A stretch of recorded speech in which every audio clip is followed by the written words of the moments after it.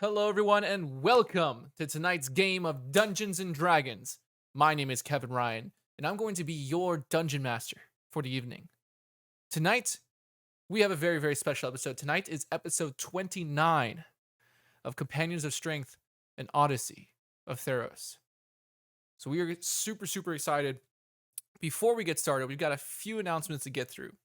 Our first announcement for the day is make sure we are like 13 followers on Twitch away from reaching our 50 follower goal. So if you guys are watching this stream and you haven't followed our Twitch channel yet, go ahead and click that below. You can also find the links to our YouTube channel. So if you want to subscribe and go back and watch all of our previous episodes, you guys can do that. They're all on there. You guys can skip the first 2 episodes. Their descriptions are down below because we had some audio issues. So you guys can skip to episode 3 if you don't want to hurt your ears. But other than that, our second announcement for the day is make sure that you check out our I Call Him book trilogy by our very own Scott W. Kimack. He's a player in our group, if you guys aren't familiar. This is a post-apocalyptic, like fantasy, fighting book that kind of like is a combination. I like to say it's like a combination of Mad Max and Fallout 3 and like Dungeons and Dragons. So if that sounds super, super interesting, go check it out. It is more adult oriented. There's a lot of swearing. There's a lot of blood and gore and violence. So it's not quite appropriate for children, but use your best judgment. But yeah, you guys can check those out on Amazon. That's where you guys can go ahead and click the links and follow them. I do know that the author, our player, is like working on the very, very final chapter of the 3rd book in the trilogy. So keep your eyes out for that one. Our next announcement is we also have a donate button. It wasn't working previously, but now we got it working. So if you guys scroll down on our Twitch channel and you want to help support this stream, you guys can click down below. All that money is going to go directly back to our stream to make the production value and everything way better for all of you, and everything's going to go good. We might have some upgrades coming soon, so be on the lookout for that. Also, our chat is kind of open for Q&As. We try to have some community involvement and engagement throughout the show. So if you guys want to comment funny things in the chat, go ahead and do so. We're going to have a Q&A session during the break. So if you guys want to, type out your questions in the chat, we will answer them during the break. Either me or some of the other players will when they get back. But yeah, so that should be interesting. Let's go ahead and bring in our players while we are here. There's everybody. Say hello to the camera, everybody. Hello, everybody. Hello. So we are super, super excited. We already got our 2 main friends in the chat. There are like our most loyal followers. We got Edelyn and Shonda already watching, and see them in the chat. So thank you guys. Edelyn kind of has to watch it. I never forced her to watch it. Yeah, Kevin, go with that. Go with that, Kevin. But yeah, so she's doing good. I see her corgi emoji in the chat already. Did she put bear on there? She did. She put bear. If you guys didn't know, that's a reference to one of our old campaigns that we were doing a podcast for a little bit, where Edelyn was in that game and she had a pet corgi that was the size of a bear named Bear. So that you tried killing so many times. I did not. He successfully killed it one Yeah. time. I did not. Yep. Yes, you did. I never killed I that. very readily remember you murdering it with Tiamat. Yep. It was a Fey dog that when dropped to 0 hit points, it disappeared back to the Fey realm, kind of like a Pokeball, and then it could be resummoned. That sounds like a cop-out. It is. Kind of like what? It is, and I'm gonna stick to that. Kevin. That's what that is. But other than that, do we have any other announcements we want to make? Kevin. If one more thing, also, guys. I recently wrote a short horror story that also is out now on Kindle Vella. It just came out. Kindle Vella is a new thing. It's like little novellas. They're like short stories. So it's called Fear More Than the Virus. So if anybody wants to check that out, just go to Amazon and plug that in and try not to get too scared. Yep. Yeah, so go ahead and go check that out, everybody. Just search for Scott W. Kimack short story and fear. Don't fear the virus. Is that what it was called? Fear more than Fear more than the virus. Yeah. So make sure you guys go check that out. Other than that, I think we are ready to jump in. If you guys are all ready. Nope. Nope. Oh wait. Oh, I just want to say we finally leveled up. After 8 years. Right? Oh my goodness. Jesus. Oh my goodness. Every episode, y'all. This DMs. You know how I feel. Okay. No, I know. are- I know how you you feel. know this Jesse asked feeling. me at the end of every game. Okay. Players. Jesse asked me at the end of every game. Players. So I have to You pass guys it know on. why we ask. Yeah. Y'all know why we asked. Players know why. Because in our last campaign we killed 3 ancient dragons and still didn't level up. Yeah. Yeah, that's some. So That's let's a go back fool. to this one though. Let's talk about this campaign. This campaign, I'm reading a book. All right. Yes. Very Hey, you want long to do the book. recap, DM, or are we gonna jump straight in? We're gonna do a little recap. So, last time on our adventure, the companions of strength were searching through the ancient lost ruins of Alantin, known to be the home of ancient treasures and powerful weapons and artifacts. Legends of lore and history that have been buried and sunken down in the city by the great god Heliod of the Sun.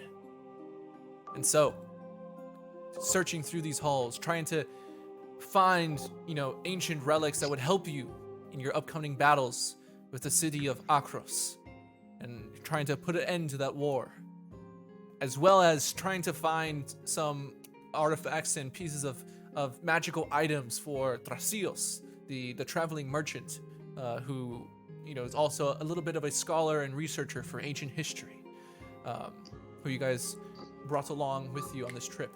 And so,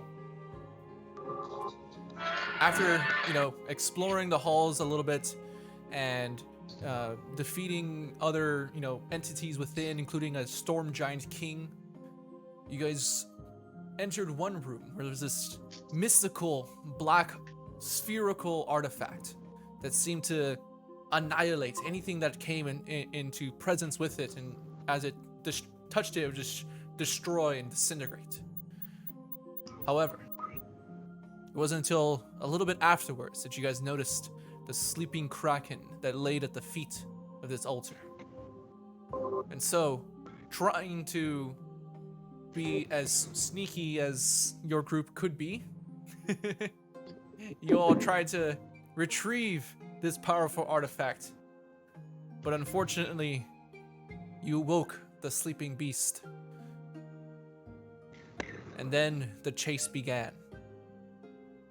Knowing that you guys were outmatched by this titan's power, you guys fled and swam back through the temple, trying to escape as its tentacles were slamming and destroying parts of this ancient cathedral.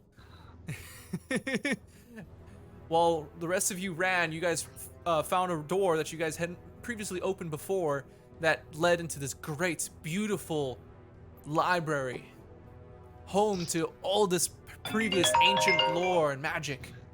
And so, you guys went running, a couple of y'all running in, trying to retrieve as many of these old tomes and books and scrolls as best as you can before leaving the room. Eventually, you guys were able to make it back to the island that you guys had found to dive down into this ancient structure, got back onto the ship known as the Lion of the Sea, and sailed out, seemingly in victory. So, now as you guys sail the ancient seas, known as the Siren Sea, back to the Poli of Melatis that you all call home, the waves crashing on your ship, the winds full, kind of lifting the sails, plowing it forward as you guys carve through the sea, What would you all like to do? Read. I don't think So we're still. I don't think that we were live. Were we live when we went over the treasure? I don't remember. I don't remember if it was on the last session or not. We we were. did have. Yes, we were. We were live for a while. Okay. Yeah. I just want to make sure. Yeah, because we did the whole level up and stuff, and then we went over the treasure and everything. Yeah. Okay. Right. Okay. Cool. Thracian's just reading. He's like tucked on the bottom of the ship, just engulfed in this book. Okay. I'm gonna walk up to Jalapeno and be like, you wanna help me out a little bit over here, my friend, while I try to pick this lock? Yeah, after what they experienced, I guess Ixis would find Jalapeno had seducing any male or female on the boat that he felt any attraction to. So he's like, gets dressed, I guess, and comes up and says, well, what do you need help with? Just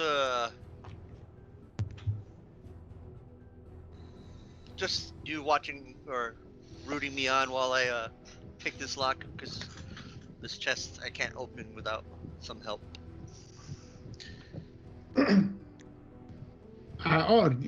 I see what you mean. You wish for me to somehow inspire you with my words of belief and faith and trust. Is that what you wish?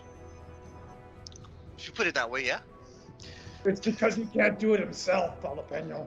I'm gonna sit down and be like, Ixis, I'll be honest with you. I'm struggling to trust you and to have faith in you when you run down the hallway screaming and almost get us killed. But it was fun. It was fun. I tell you what. I kind of tap him on the shoulder and it says, if you can tell me that your favorite god is Ifara, I will bless you, and Ifara will bless you to open this chest. You know I can't do that. I didn't say you have to worship her, and I'm just saying that she's your favorite. That's all you have to say. I don't even think you have to mean it. And I wink at him. I just want to hear it come out of those little cursed lips of yours. And then I kind of pull out my little far on my neck. Thracian's like at the back of the boat chuckling as he's hearing this shit go on. In fact, I'll make it easy for you. I just say, I thank Ifara for all the blessings she has bestowed upon us. That's all. You don't even have to say she's your favorite. I'm just gonna like deadpan stare at Jalapeno like. Thracian's kind of yells from the book, just say it, you fucking hardhead.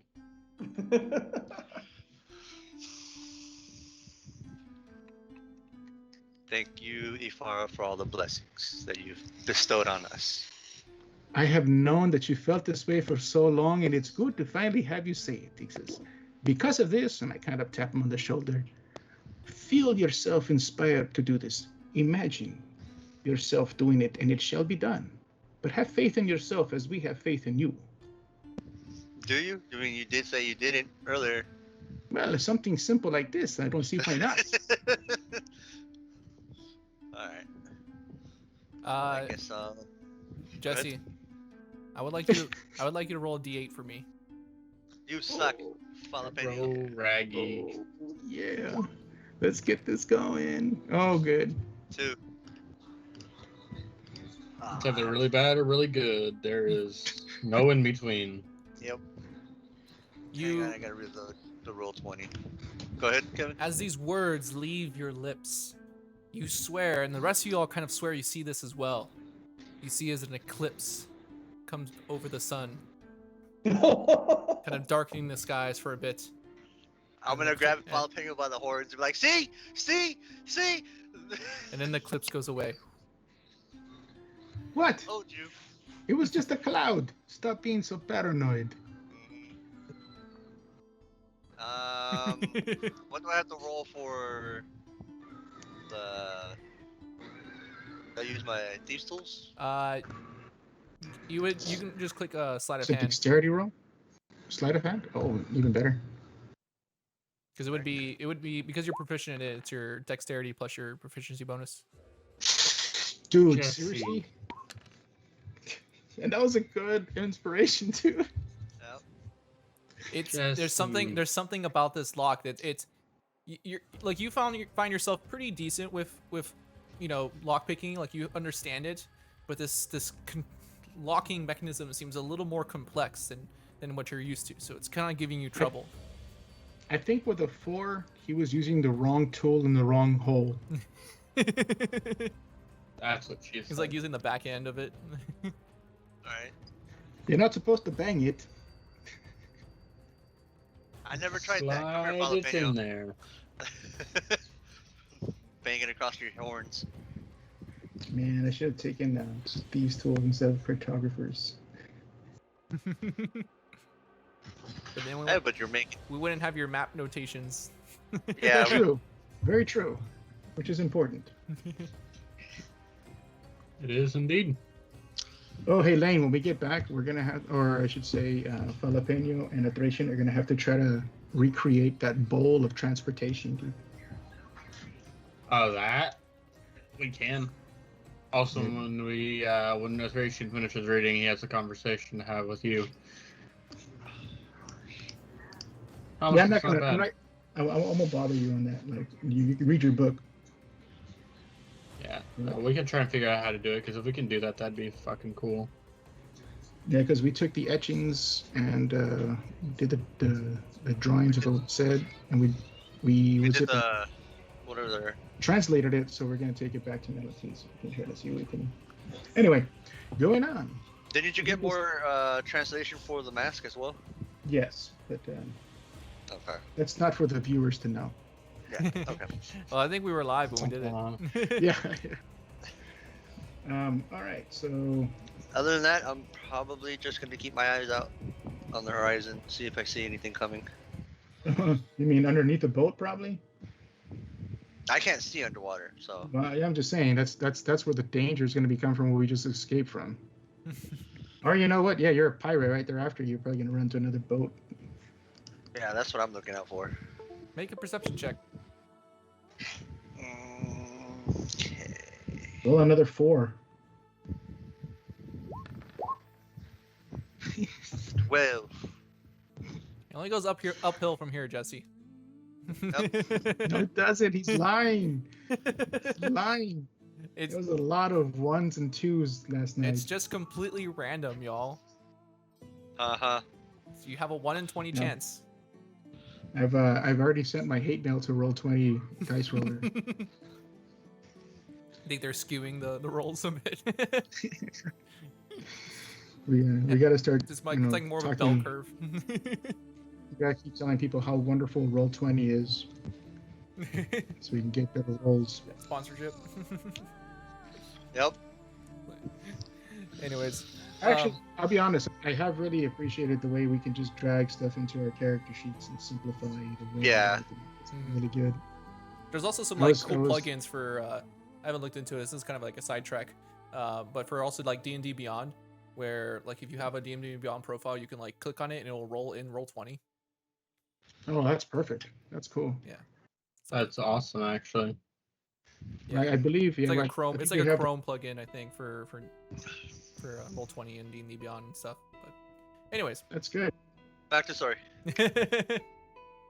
so you guys are there, kind of looking out. It says as you kind of look out upon the waves, you see, the occasional island off in the distance. There's a dark shadow on the horizon. The waves kind of crashing. It's the surf is a little bit more tumultuous than you've previously been on. It seems to be, pushing the boat side to side, up and down, kind of crashing and bowing. You can feel, taste the brine of the sea as it kicks up over the side of the shore and kind of, hits your lips and your eyes, kind of burns your eyes a bit, and it's making it hard to like squint and see every once in a while. But as you look out into the distance, you see what looks like a shape, like a tall shape coming up over the horizon a bit. And as you kind of peer a little bit farther and farther, it looks like a person, but taller, unmoving. Jalapeno. Uh-oh. Do you need me to help you open the box again? No, I need you to see what the hell that is. I stand next to him and I look towards what he's pointing at. Okay, make a perception check. Oh Lord, here comes another 4. Yep. Should have been talking shit. Hey! Oh! Huzzah! Huzzah! 30-20. That roll 20, man. You That dice roller. you immediately like recognize this as a statue. It's a fairly big statue. As you peer over at the silhouette of the statue, it seems familiar. You look and you're like, huh, like it looks feminine. And then you see like in one arm a very similar looking amphora, in one arm, a book in the other. I turn to the captain. I say, Captain, head towards that statue. She's like, And huh? I look at it. She's like looking out. I kind of, I don't know. I don't think I would have nautical directions. Mhm. Head due west 5 degrees. Yeah, she points it out. And she I kind of don't know. like, huh. If everyone's in agreement, we're gonna take a little detour, but okay. She kind of turns. And I kind of look at Ixis and I slap him in the face. She has heard your thanks. she Right. she starts immediately screaming out at the rest of the crew to begin, turning the sails, and you feel the ship immediately go like start drifting off to the side a bit. It's not a huge detour, but you guys start going off in distance. The rest of y'all begin seeing this statue come to life more and more, but something odd is different about it. As you get closer and closer, instead of the statue being made out of stone and granite like you've seen many of the other statues, it seems to be made of wood, like driftwood, kind of haphazardly put together and sculpted and cut out. You can see like pieces of nails kind of holding it together. You can see it's sitting on this rather small island. And as you guys see, you can see more pieces of broken driftwood kind of floating amongst the ocean in front of it. And he sees like smaller people, like a group of people at the bottom at the shore. I'm not trusting this. Mm-mm. Seems sketch. Seems sus, man. That's sus. I don't, unfortunately, I don't think I have a choice on this matter. But, yeah, I mean, I guess when we get close, I guess we're going to keep getting closer, but I'm not going to get off the boat just yet. Mhm. Until, like, the people look normal-sized. Yeah, you guys do get closer and closer and closer, and you see the people themselves do seem to be human, normal sized humans, kind of walking around. And some of them are like, most of them are kind of like working on this wooden statue of Ifara. Kind of, you see them hanging off the sides of it, kind of like scaffolding. They were kind of like hanging off on the sides, kind of nailing pieces of it together. Other people are pulling out some of the driftwood from the ocean and kind of bringing it onto shore. There seems to be one man, kind of a little bit older, a little more age, has this long, like white curly beard and some like short white hair on his head, kind of giving orders. He seems to be, older but not, frail. He seems to be, held in stature. The foreman. Gotcha. Yeah. All right, I guess when we're within shouting distance, I'll kind of give a whistle. Mm-hmm. You see him kind of turn. And he starts like waving his arms. You see it like many of the people start running out and like, bringing out, pieces of leaves and lighting them on fire, just like waving in the distance, like, calling for you guys. Is the captain slowing down? She is. She's slowing down and like coming up to the beach. Gonna, try and park it close enough for like a small boat to Pulling swim out. e-brake. Hey, yeah, I'm gonna. I guess I'll whenever possible, I'll hop off the boat and approach by sand. Mhm. I'm comfortable that nothing's gonna happen, and my family's back there to back me up in case, and a whole Yeah. bunch of sailors. The boat stays. It doesn't go all the way up onto the beach. It kind of stays a little bit, so you guys have to take like a small little rowboat like kind of attached to the side, and you guys take that out, you know, to the beach shore. How far away from the boat is the shore?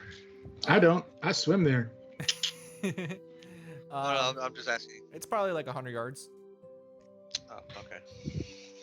Yeah, it's not that far. Okay. Yeah, especially for like a boat, like yeah.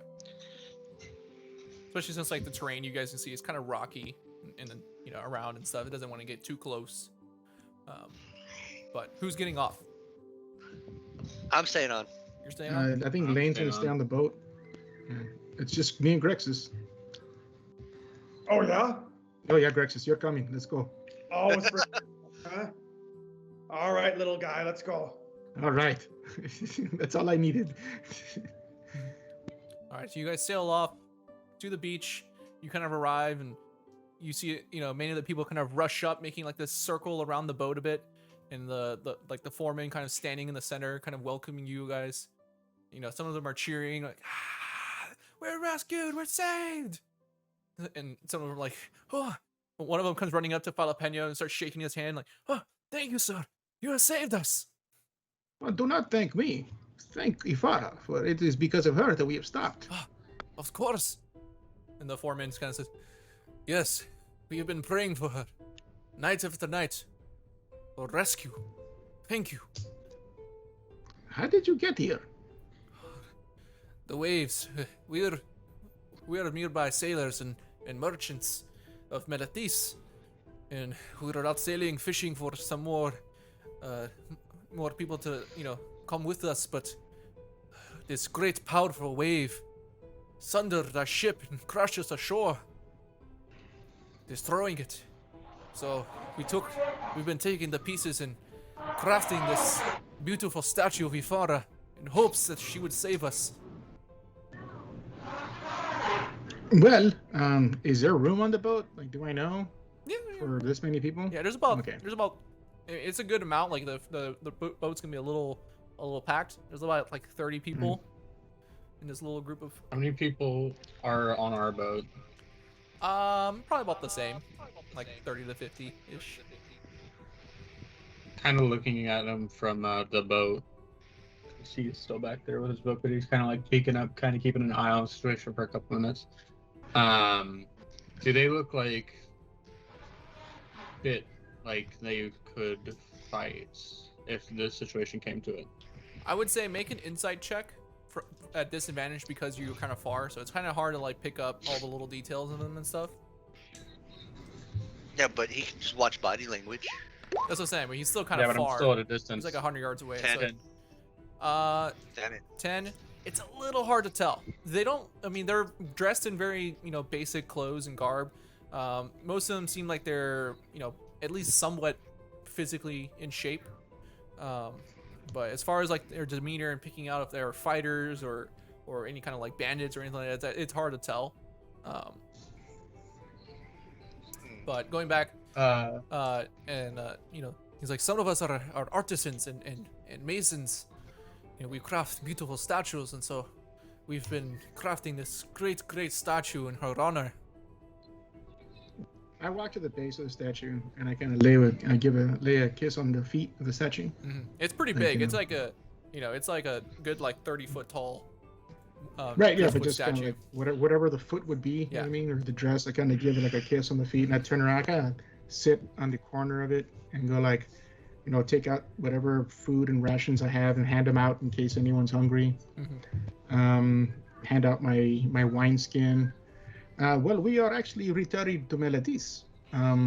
It will be crowded on the boat, but so long as none of you cause any troubles that would make my friend here throw you off, and I kind of point at Grexus. You're welcome to come, and by Ifara's will and her honor, it is our duty to bring any Militian back home.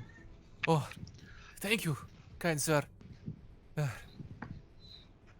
If we could well, don't repay thank you in me. any way. Well, it's funny you say this, and I kind of cross my little fawn legs. We know that Akros is sending an army to attack Melatis, and it appears there's another army from Scopus coming. So I'm not sure if you'll be returning to wonderful tides, but be prepared to defend the city they call home. I mean, we'll try our best. We're not fighters. Most of us are artisans and fishermen, but we can try our best. Well, I am just letting you know that anyone who can wield a sword may have to, just because if not, they will die and the whole Meletis will be burned down. But you are all welcome to come aboard. I'm pretty sure the captain will not say no. But as I said, the ship is coming from some difficult times, so I just wish you all to be at your best and gracious behavior, and do not bring shame upon Ifara's name. I must ask her, what is your name? Oh, forgive me for my rudeness. I am Jalapeno Milagros, known as the Mouth of Nyx.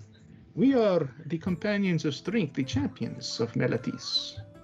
Well, This is the great Drexus, who won the Ironian Games. oh, it is amazing. Well, you can guarantee that when we get back to Meletis, we shall erect statues in the honor of the great Jalapeno Milagros of Meletis, as well as the companions of strength. All of you You know what? deserve this I honor. would like to say that my humility would say no, that is not necessary. But let's be honest, I am not humble by any means. So please, come on. And we start kind of ferrying as many as we can to the ship. All right. While he's doing this, I kind of just walk up to the captain quickly. If you could search all of them for weapons when they board, we do not want mutiny at sea. Are you kidding me? These guys. Search, just make sure they don't have weapons. Yeah, he's I'm not just saying- He's not saying detain them. I'm just saying that would be a Check 'em. bad Mr. plan. Briggs. That'd be a bad plan on their part, is all I'm saying. Right. He's taking all caution at this point with the war. Well, yeah, Yeah. While that's happening, I'm gonna be looking around to see if there is any other ships in the area. Like this could be a trap or something like that. Make perception check. All right. I don't trust people. Hey man, worst case scenario, we just got to give you away. We want you, we don't want us.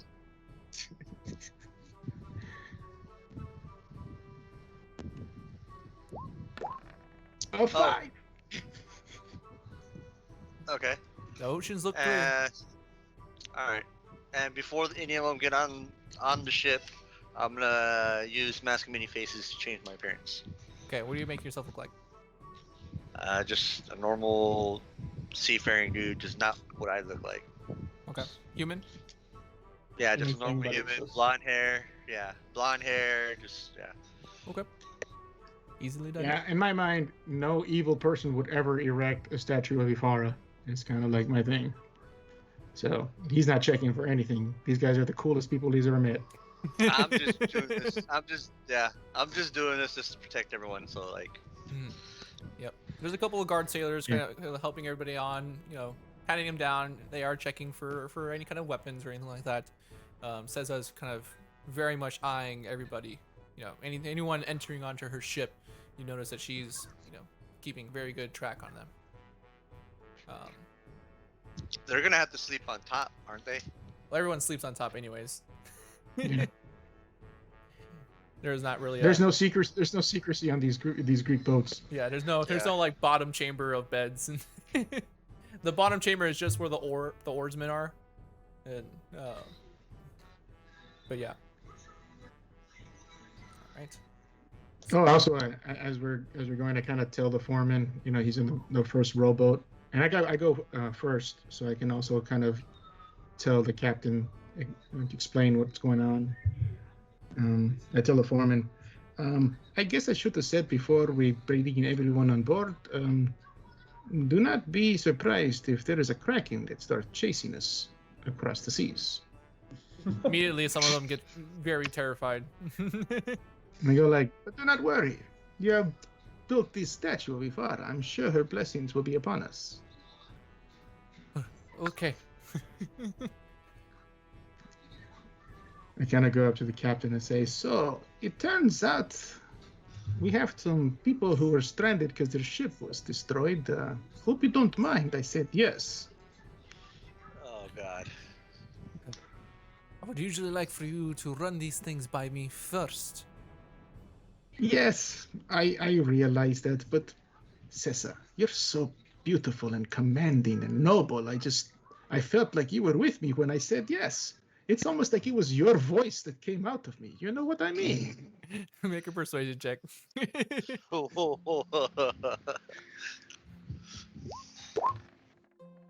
19. Talk shit. Talk shit.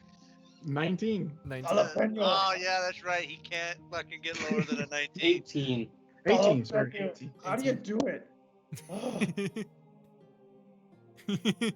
I kind of look at Grexus and say, it's Olifara. Cesar looks Right. down at Jalapeno and says, "Well, I thank you for the flattery, but just know, I have my eyes on them, and I'll know who to blame if anything goes wrong." If anything goes wrong, Grexus will throw them overboard.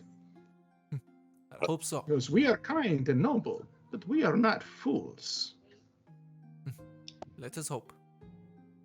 Sessa, don't worry. I'll keep them busy. I'm going to start training them for battle. That was Again, I'm surprised by that. I was like, what? Oh man, She says, we're gonna have a lot of cuts and bruises on you guys. She says, "Good luck with that." All right, men. Let's set sail for Meletis. We are in a hurry to get back. I kind of lean into Cesar.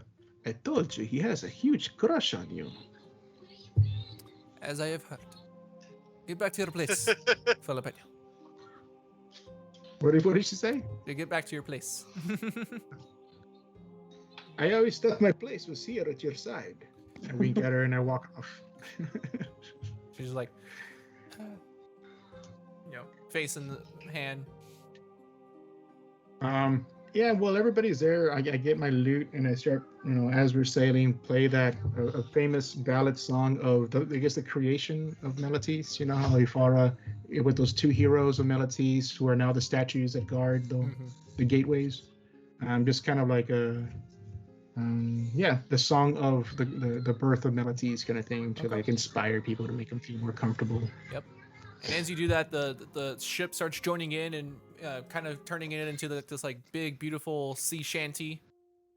As everyone starts going along. If it ever plays. Yeah, and then I'm looking at Ixis while I'm singing this because there it goes. I know in my heart Ixis feels very warmed by this because of his latest words. You know what I mean? Yep.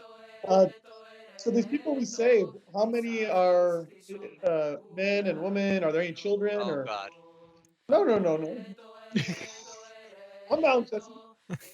It's got a pulse. It's mostly men. Actually, I'd probably say it's probably all men on this. Speaking of battle, so that's fun. Yeah, you see some of them are a little stronger than others. Most of them you can see have like little like tiny statue figurines that they're kind of like hand carving and carving like little wood statuettes and stuff like that. Other ones seem to have other musical instruments with them and some of them have been damaged but they're trying to repair them and doing some kind of singing. A lot of them are more like artisans and crafters and masons. Yeah. All right. So were any of them injured, or they're all fine now? They've rested. They seem pretty well good. Okay, so I'm gonna tell them. I'm gonna say, all right, everyone, you're indebted to us for saving your life. It's time to prepare you to help fight in the upcoming battle. So everyone, stand up. Make a persuasion check, Grexus. I am totally enjoying this. Let's see how this goes. Come on, Grexus. Well, they better get up, or I'm gonna throw them off the ship. So. Wait, what? No. Bad I kitty. feel like this is abuse of power. Yeah, bad kitty. Okay, here we Bap go. him on the nose. 18 18. Okay. You see some of them are a little like unsure, like who's this guy? But there are a couple of like the stronger men that kind of stand up and are willing to do some training. However, most of them are just kind of like shy and nervous and just like I'm gonna go back to my art. Get up! What are you, a bunch of girly men? Rexus, these are scholars and poets, not warriors. It does not matter. We need more warriors. If we do our job right, there will be no war. Well, it's okay. It's best to be prepared. All right. So I start like putting them through some drills to try to like toughen them up and strengthen their muscles and stuff. Get them in shape. Sure. Okay. Anyone else want to do anything on this next part of the journey? Read. Okay. Just Breathe. Just reading nonstop while he's just like walking around the ship with his nose in a book. I'm giving ideas to the guys of the statues poses. Really? You're posing for them. Yeah, you see some of them are Just, kind of like we should- they have like small pieces of papyrus and ink, and they're kind of like sketching out the statues of the companions of strength and kind of deciding on. We gotta make sure they have Grexus with the cape of billowing on. Just like hero Or we stance. can just have a statue of Grexus and put the cape of billowing on it. Yeah. There you go. That'll work. All right. I'm just gonna keep an eye out. You know the funniest part of this? I just realized, thanks to Jesse's bright idea, they're gonna make a statue that looks nothing like Ix's because he has the mask of Yeah. whatever Don's face is on. Like it's just gonna be some random dude. It's funny. All right. So, for this next part of the journey, I would like someone to roll a D20, I believe. Yeah, D20. Go ahead, Jalapeno. Really? You want? Okay. If you got the Kraken, don't get mad at me. 16. I don't think that's good. I don't think that's good. All right, we're dead. Oh, It's nice knowing you. Yeah. See, I don't like that look either. we just brought 30 people to their death. Good thing Grexus is training him. can use them as Jalapeno, cannon roll a fodder. D4. Oh shit. That's rolling number of monsters. Motherfucker. What's your roll? A 4. Oh, you dick.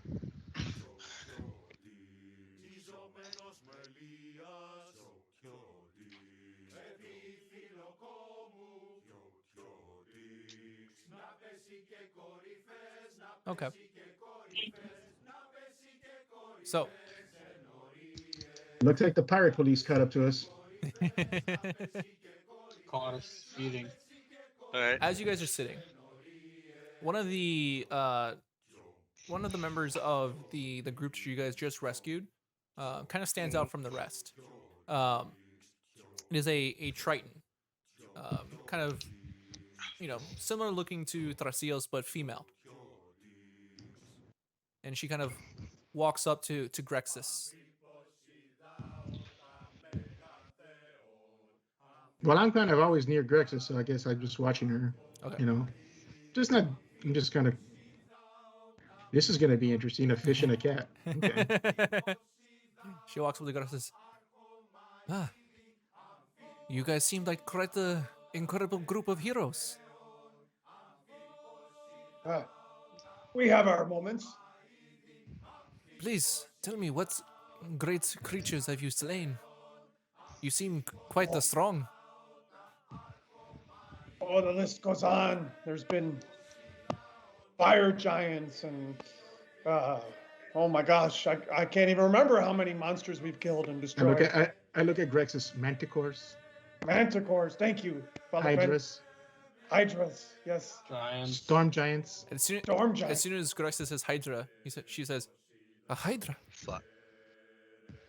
Yes. Does that one count? We didn't really kill it. We just wounded it. Where That is true. It ran away. did you find this Hydra? Near Melatis, I think.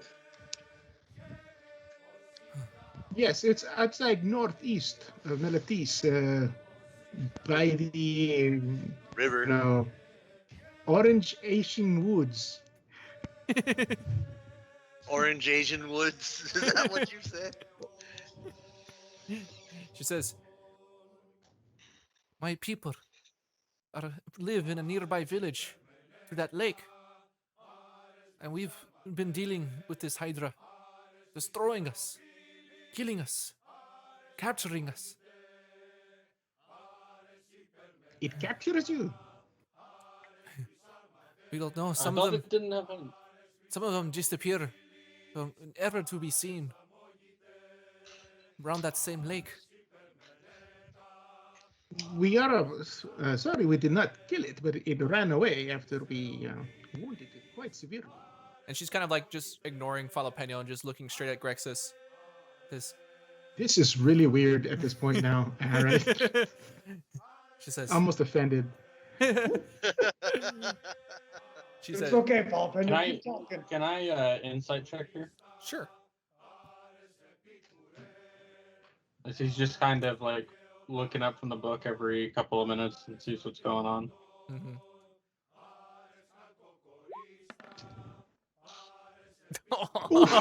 He has no fucking clue. I'm That's kind almost of looking 13. at Grexus, and then I started looking at myself, and I kind of like start smelling myself. Like, what is Lexus this? has got a fangirl apparently, as far as Iteration is concerned. She says, "You seem quite strong and powerful." Yes, I am. But, you know, the strongest of our group is right here, Jalapeno. This is Jalapeno. He is the wisest and strongest of all of the companions of Hey, I hold Bullshit. dibsies on wisest. I'm sure. Yes, but Athration is wisest. Actually, Athration needs a wife. What? Yeah, he Fuck does. off! sure, but so Grexus, none of them have the strength and the quite physical prowess that you do. I do. Yes, I do admit that I have that problem with the ladies sometimes. I step in a little bit, and I go, I'll handle this, Grexus. He doesn't want you. Miss, there is always an arrangement we can be made if you wish to spend the evening with Grexus. Jeez. Pimp him Oh. out. Getting golden hour. It's hey guys, it's quite common in Greece, all right? She says, "The only thing I require is to slay this beast, great and all powerful Grexus. If you could do this, I could reward you greatly." Oh, you mean the Hydra, for us to go back and slay it? Of course. If I wanted to do that anyways. if we have time, I think we can fit it into our schedule. I kind of What kind of reward are you talking about? Some things are better left unsaid.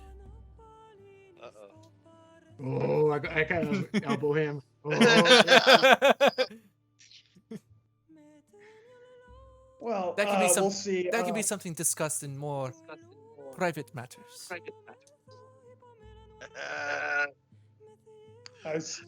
Okay. Boy, boy over there. Your ex is shouting out from the ether.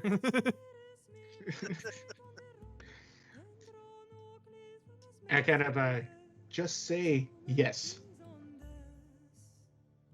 All right. I guess Just say yes. Okay. Jalapeno says to say yes, so I'm gonna say yes. Right. My name's Melissa, by the way. I look forward to your help in the future. It's a very human name for a Triton. Melissa? Is that what that's her name? Melissa. Melissa, with an M. Malaysia Flight 3 something something. We found it. Hey, we found it stranded in the ocean and it sank. It's fitting. All right, I guess that might have been too meta of a joke. I feel bad now. All Nah, right, don't. shut up.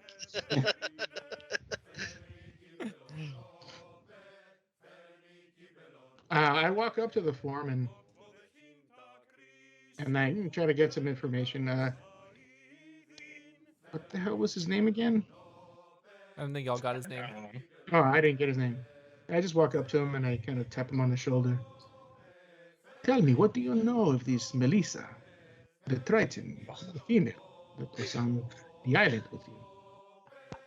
Or, I mean, she came with us since we left Meletis. I just know she has great power over the waves and the water, A magic user. of sorts. Hmm. Do you know if she was an artisan of any kind? Or she would make small little like sand sculptures of sorts, but she would do it with her water. Interesting. Thank you. I walk up to Grexus. Okay, I'm going to be honest. I don't think he has any money, but if you've ever wanted to sleep with a Triton, this is your opportunity. I think Grex has left his AFK. Oh, here he is. Oh, I'm right here. Sorry, I had to get a water. How Well, dare you.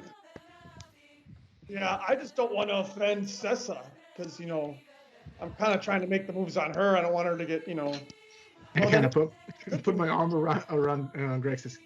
Grexus, Cessa is a sailor. It does not matter she is a man or a woman. She's a sailor. Okay, you think you're gonna be the only person that she sleeps with? Please. wow.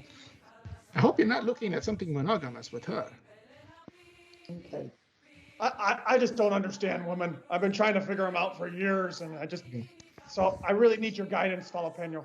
That is why I stick to the dead. Oh, That sounds Oh, way worse. oh, That sounds wow. way He worse. said it on Wow. purpose. crazy. He said it with the exact purpose of them going to that extreme. Oh, it explains so much. Necrophilia, huh? Okay. That's how you got his eyes. I go, the fastest way to a woman's heart is with poetry and the arts and music, but the fastest way into her dress is through jealousy. And I wink at him. Oh, really? Huh. Oh God. Okay. And I look at him, even if I'm wrong, it's going to be so much fun to find out, right? Yeah. Sure, I guess. Yeah. Whatever you say, Jalapeno. You're the one that can charm people, not me, obviously.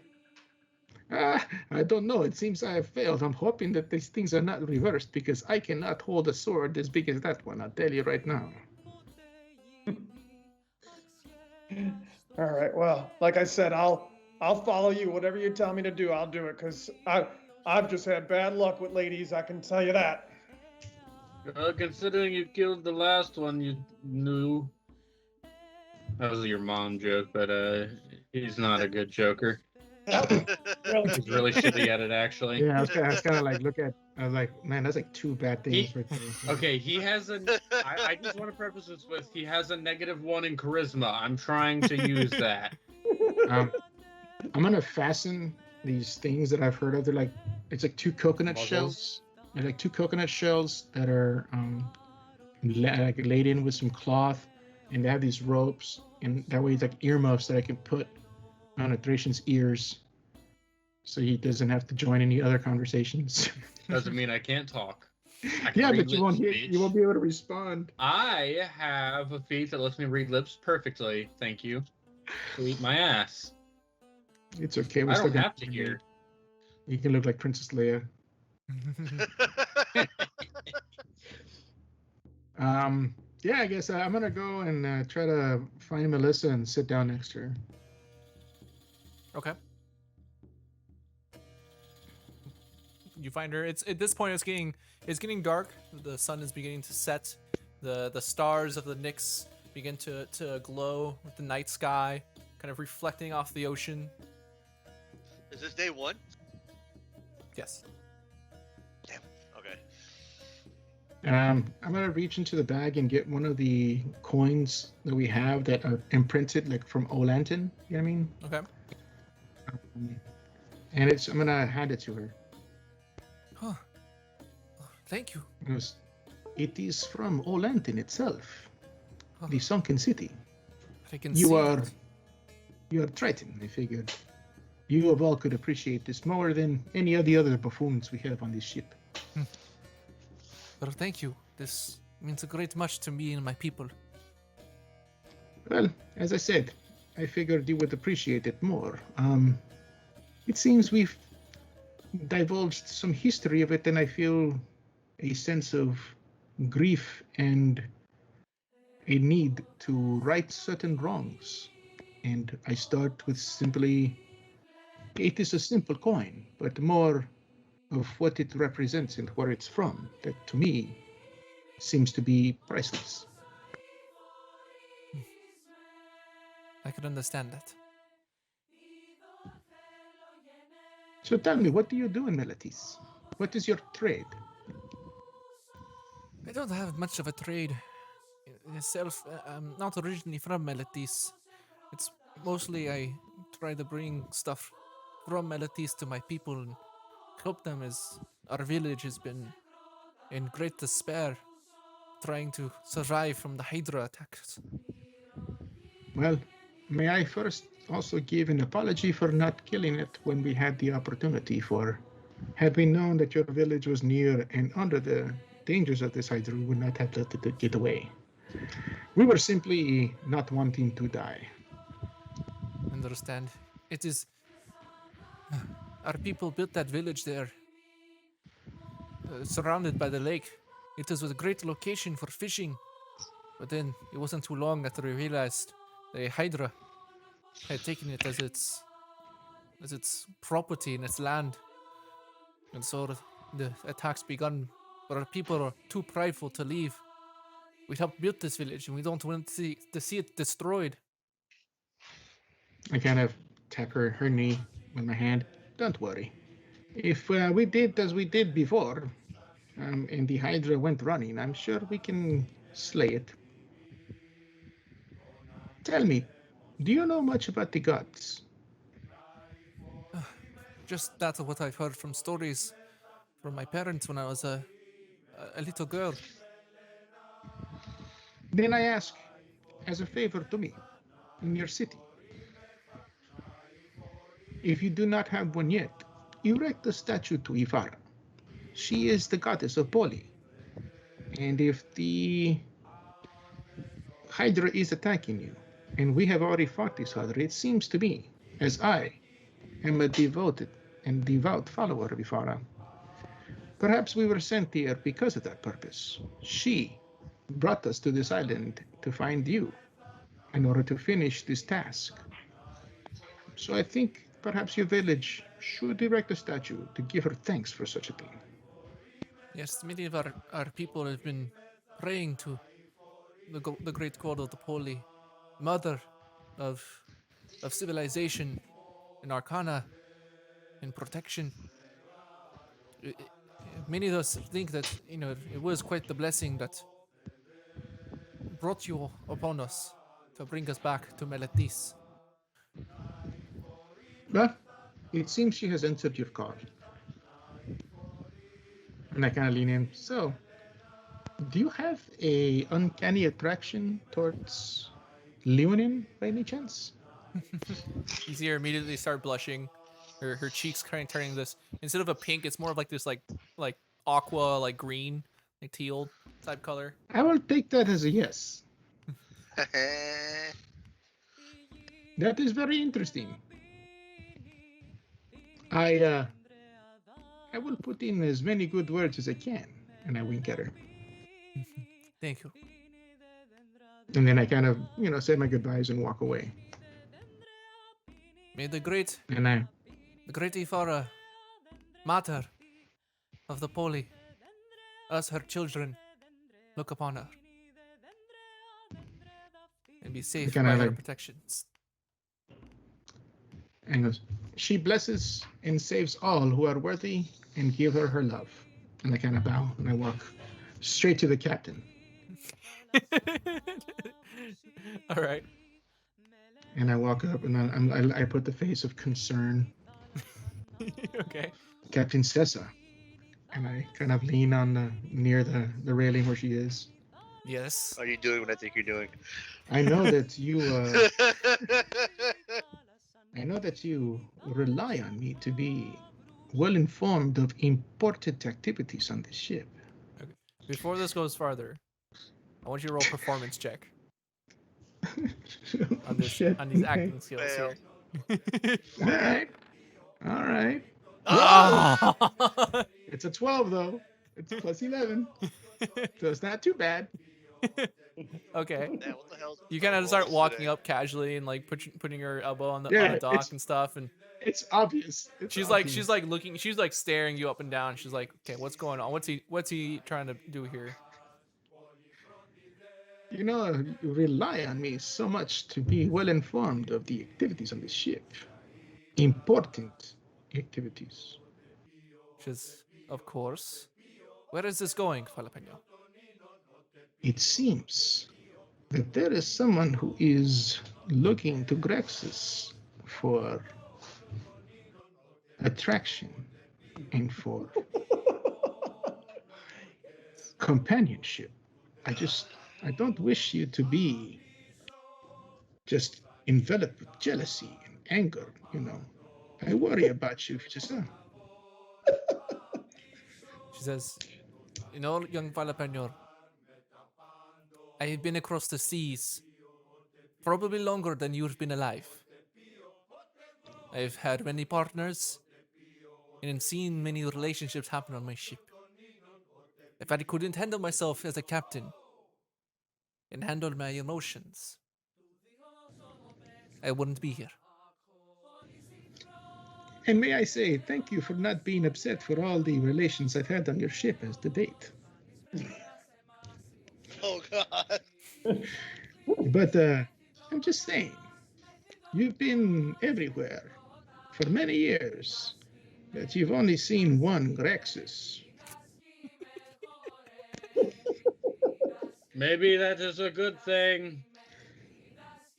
Man, was it? You're gonna have to start rolling to concentrate on the book. Right? Hey, I got like mad perception, bro. Even at a disadvantage for concentrating, I'm still at an 18 passive. Eat my ass. Ugh. No, man, that's a dead ass. Ugh. Jalapeno, make a persuasion check. Ooh. At advantage because it's Grexus. I'm reluctant to say disadvantage because of the performance check earlier, but 20. 20. okay. Let me roll for her. 1. She says, I will keep it in mind. Oh, just keep it in your pants. And I kind of say jokingly. Very well. Yes. Get yourself some Honestly, rest, just- Jalapeno. We don't know what the Yes, seas will thank bring you. us tomorrow. Oh, that's just why I'm having so many relations on your boat. Of course. You're fucking horrible. May I say, though, in sincerity and honesty, Cesar, you have gone beyond the necessity for the companions to accomplish these tasks and this mission, this quest. I would like to welcome you as an honorary member of the Companion of Strength. You know, like in the background. Honorably mentioned in our quests. If you don't mind me including your name. Whatever makes you feel happy. All I require is to sail the great seas and possibly join the great Khalifi in the Nyx. Well, I'm going to make you famous. More famous than you could ever imagine, where the gods themselves will want to ride on this boat. I hope so. And I walk off and I go up Let's to just, Grexus and I go like, as you're like walking off, she's like, let's just hope it's the right gods. I kind of go like, right? I go up to Grexus and I go like, Yeah, it's on. Fucking dumbass. Really look on his face like doesn't understand what Jalapeno's talking about. Oh, what do you mean? What's on? He's like looking around to see if something's on.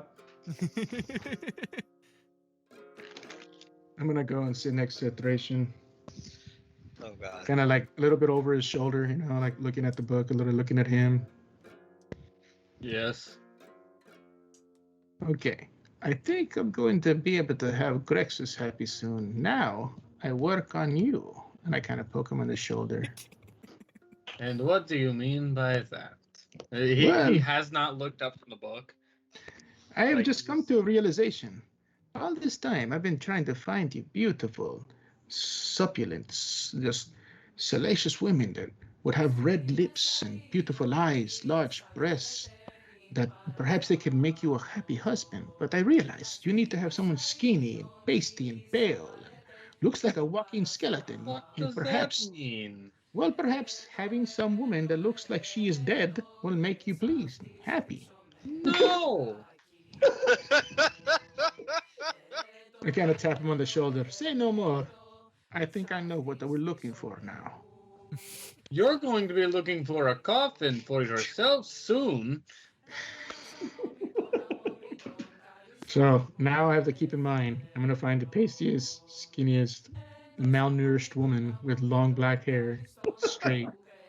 Wednesday Every town Adams we go looking. to, every town, let's go to the slums. Wednesday Addams looking. Corpse Bride looking. Right? I know where you sleep, Jalapeno. And I'm kind of laying there on the top of the boat. You know where all of us sleep? We're all sleeping up here. Mm-hmm. You're right. I also know where the side of the boat is. So yeah, that's about it for the first night, Kev. All Hope you right. enjoyed it. No problems. 5 more to go. It's like 6, 7 more nights of this damn blasted sea. So we're gonna skip ahead a couple days. Is All there, right. Is there anything you guys would like to accomplish on these next? I wanna try to like open the I would lock- say like a the- day. We'll say like another 2 days pass. I'm gonna try to open the fucking lockbox. Lockbox? Seeing him trying to do it one more time, I just go, come here quickly. So I go over there. What? I slap him in the back of the head. Get it right this time before you break the lock and make it unrecoverable. I'll just have Grixis after that hit it with something heavy. Is that? Did you give him enhanced whatever?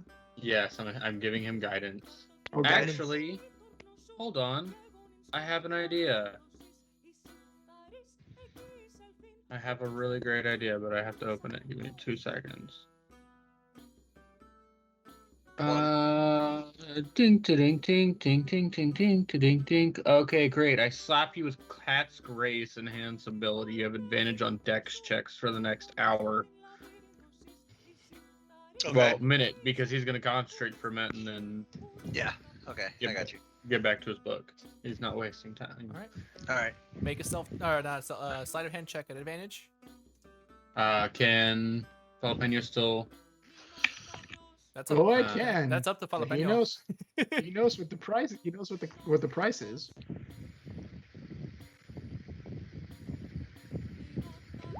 Would you like to? He's not gonna ask. You 11. should have asked. God You damn should it. have We asked. should have. You should have asked.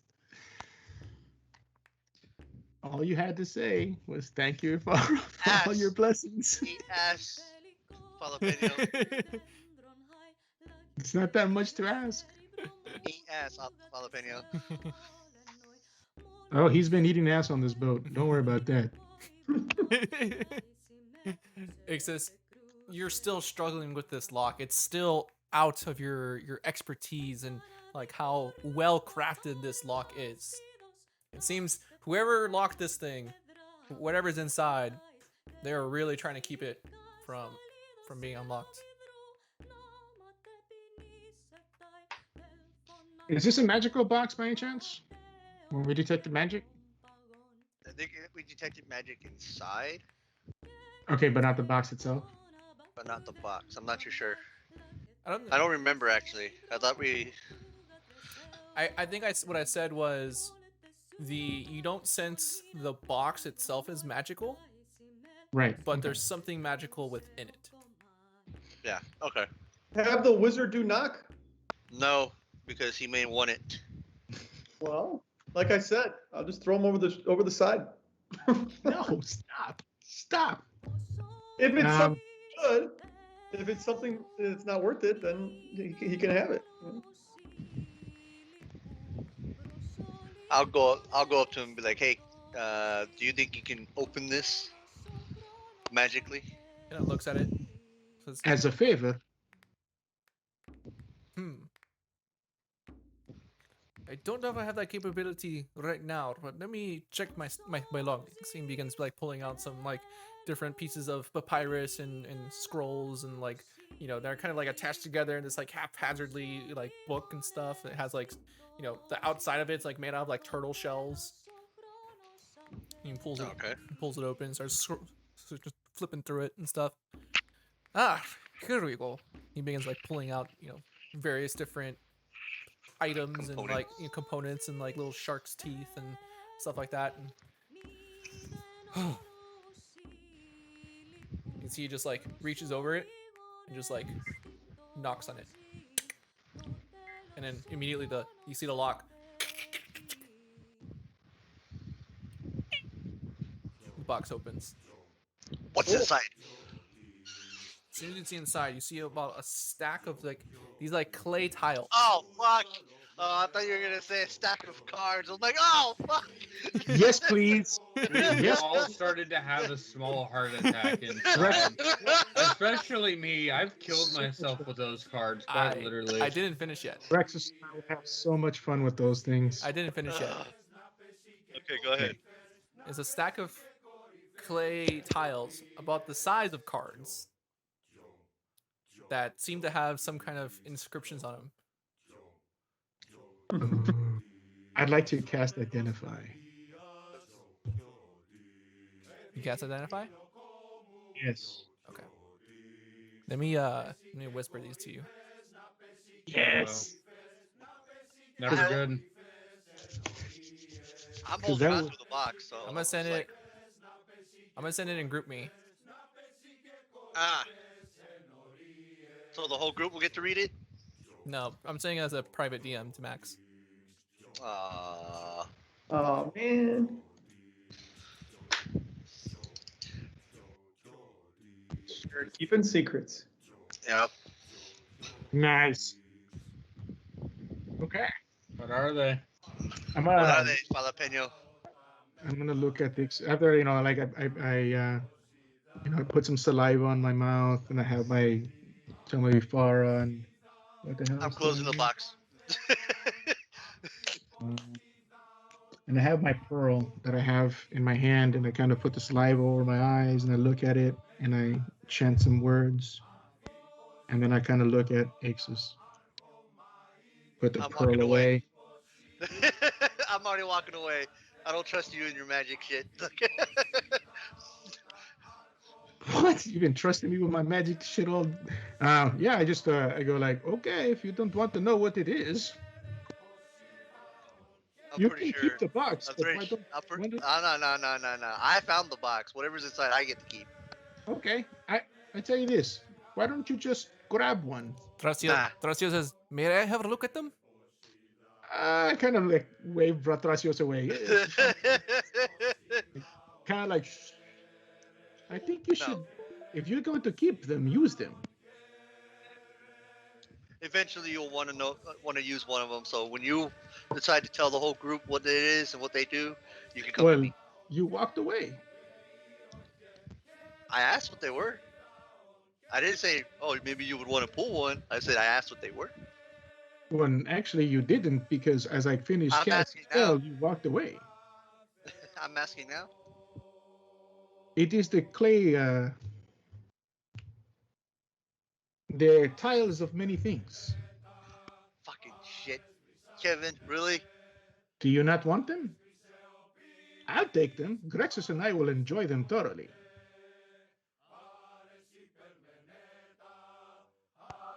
We'll see. If you're not going to use them, please allow Grexus and I to have some fun. We'll see. Is a Thracian hearing all this shit? I'm pretty sure he can, unless he has the coconuts on. We both just turn around and look at him. Does he have the coconuts on? He does. No. Yeah. He's just deep into his book, just like. I would like both of y'all, those of you, the two of you, to make history checks. Oh, shit. It History. means you, Jalapeno. Me? Yeah. Oh. Jalapeno and Ixis, the two of Oh, y'all. I've only heard this in rumor. I have no idea really what they do. I was playing that route, I but may sure. be able to figure it out. Sure. Hopefully. Oh, there you go. I know exactly. 21. What'd you get? 21. Ixis. The legends tell of a ancient deck of tiles that were lost in history, that were crafted, some say, by the gods themselves as a powerful artifact. But ages and ages ago, it was lost. And this artifact could create such powerful items and monsters and creatures. Some beautiful and fantastic, granting wishes and beautiful powers and great many of things. In other cases, bringing terror and destruction and killing the one holding or drawing such a tile from the deck. Okay. Does Jalapeno know this as well? At that point, with that? No. No? Okay. And I'm gonna look at Jalapeno and I'm gonna look back at Grexus and be like,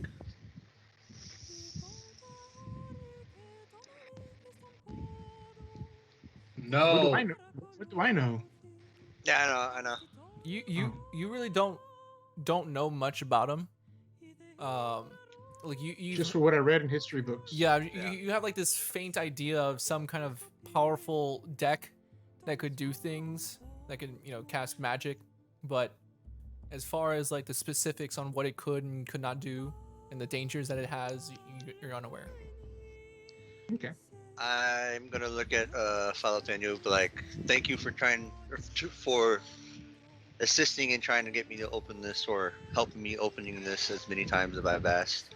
But from what I know of these things,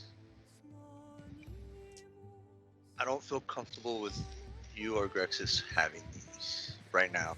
And actually, I don't feel comfortable enough to have them myself. My friend, I didn't feel comfortable traveling to Erebos with anyone. Oh, that's nothing. Why you gotta bring up the past? It's in the past. If you don't Very want well. it, I can take it off your hands. I No. kind of No. I toss my thumbs at this guy going, you see what I mean? I'm gonna hold on for a while. Let me just think upon it first. If you say so, my friend. Perhaps later on we'll have a persuasive conversation when we're in Melatis. Uh-huh. Okay.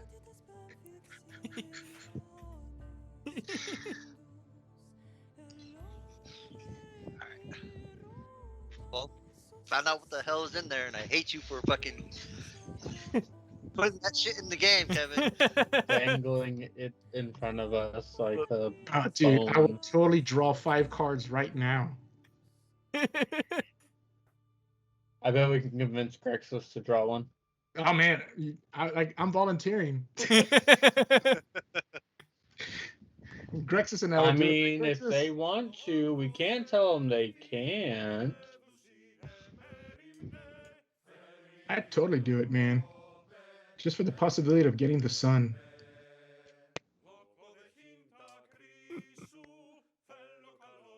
The sun? The sun, yeah, you get like what, 2 levels? I don't have no idea. I think it read something where you get I don't know how much that is, but wondrous item, stuff like that. I know it's a good one.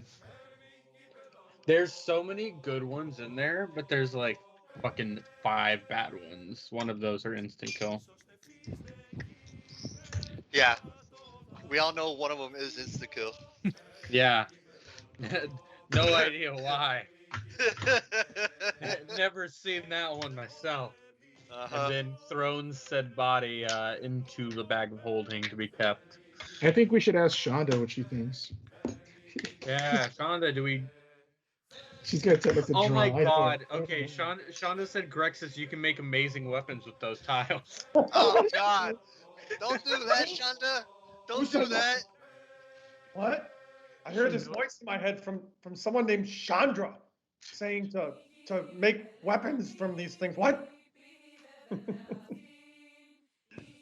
doomed us all.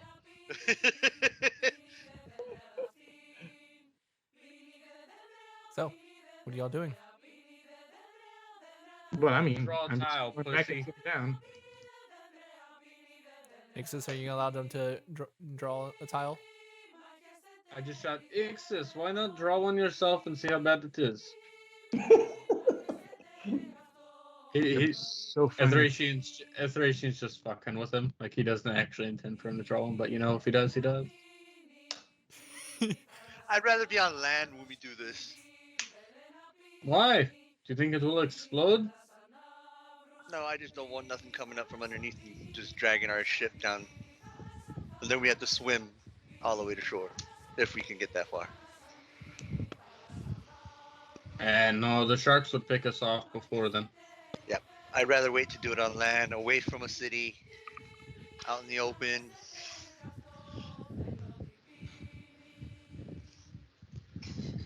Well, yeah, I'm just waiting till we get to Melites. Okay. Having more relations.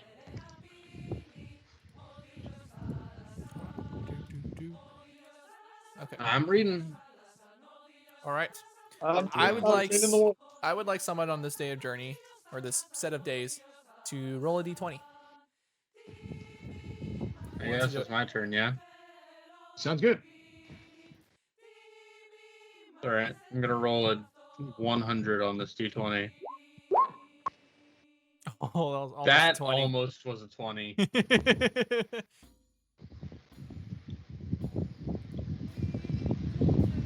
Let me just read this real quick.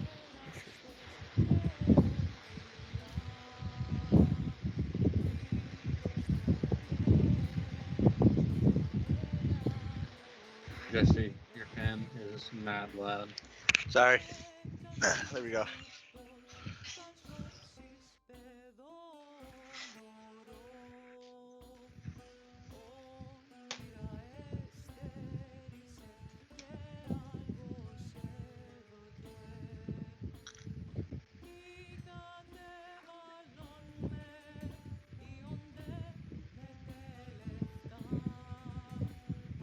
How many just like off who's looking at my shit? What? Is that what you say in the game? No. Oh, I was gonna say like. No, because I saw my stuff, my The only sheet person who moving around. can. I think Lane was looking at your stuff. Yeah, I forgot I had access, yeah. Maybe I was. What are you gonna do about it? I was gonna ask, how many tiles are there? You'd have to draw one out to count.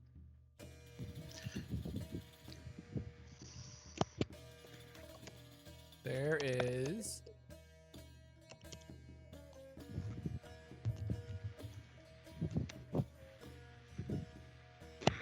There's 22. 22. All right. Just so I know.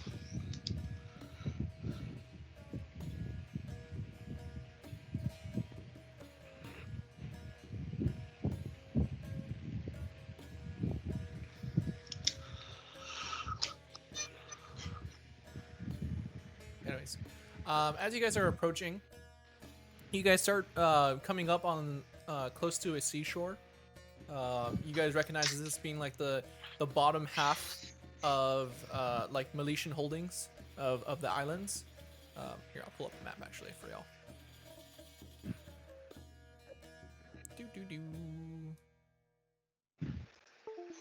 So on, where's the map? great map of Jalapeno. You guys are approaching like the southern side of Neolanton. About to head east and go like around it. Actually, no, you guys would be going on the western side. Yeah. So you guys are like going around Neolanton and like you're on the southern part of that coast This there. way. Well, you guys are Around here. here? You guys are here. Oh, Like okay. you guys so we're are going coming to- up on the shore side over here, about to head west and then north. And as you guys start approaching that piece of land, you see a small dock coming out of part of the land. You see a couple Tritons like waving their hands, and a Thracian, and I would say whoever else has like a nice high passive perception. You hear, "Hail, travelers! Are any among you skilled at riding? There's gold in it for you if you can help me out." We cannot stop in Neolanton. Exist Nope. as wanted. I still have my mask of many faces up. Oh, We I run kind too of much walk up to risk. Thracian. yeah. What did they say? Something about horse racing or something, but we cannot stop. He is wanted here. I kind of yelled back, "No, we're just excellent swimmers." Well, if you don't want any gold, that is fine. Be safe in your travels. Thank you. And Ilfara's blessings upon you, my friends.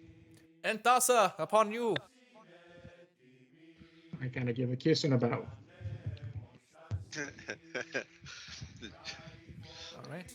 And I kind of look back. I wonder how people would react if like, "I got an Erebos blessings on you." Oh my lord! Oh, please. Bad idea. Oh, Yeah, I know. please. Wishing death upon them. It's like Fight Club. You don't talk about Fight Club. Right. All right. So, as you guys begin approaching north, a couple more days pass, kind of sailing, kind of slow, beginning to approach. I would like everyone to make perception checks as we start approaching about the 5th day. of travels. Even me? If you don't want to, you don't have to. Oh, he's reading, so I don't know that I would be able to. He's wrapped. Hey.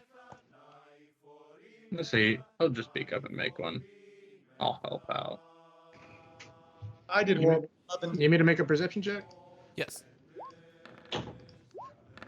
19. Nice. Everyone can see stuff except me. You're in the hold. All right. The hair's in my eyes again. It is not long before, as you guys begin traveling, that Jalapeno, you notice this first. You see, appearing on the horizon as the sun begins to rise in the east, kind of glinting off the shoreline, this bright golden light. A similar sight that you've known to call home, as you see the great gleaming tower of history and lore of Melatis beginning to shine in the distance. You can see the across the fields and the shoreline, the great beautiful white marble buildings and houses that make up the shoreline of Melatis. There you can see the great statues of the heroes that saved Melatis from the Archons that once ruled before, kind of guarding the harbors that enter into the area, kind of reminding you of home as the waves begin to crash and smash against the side of the boat. You feel at peace as the Meletian harbors approach.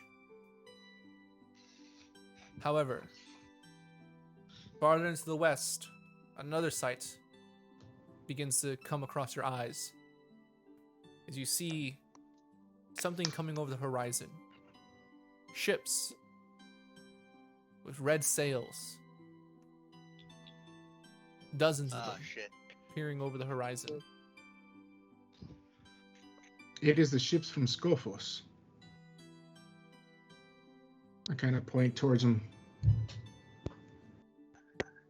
I kind of look back at the captain. Captain Cesar, we have dangerous ships upon the horizon. Perhaps we should move faster if we can.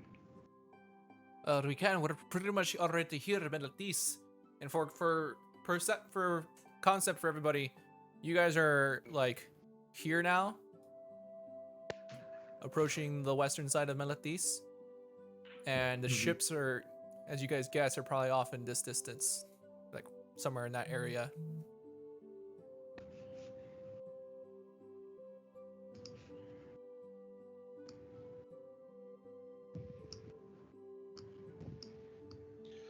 And we see him where exactly?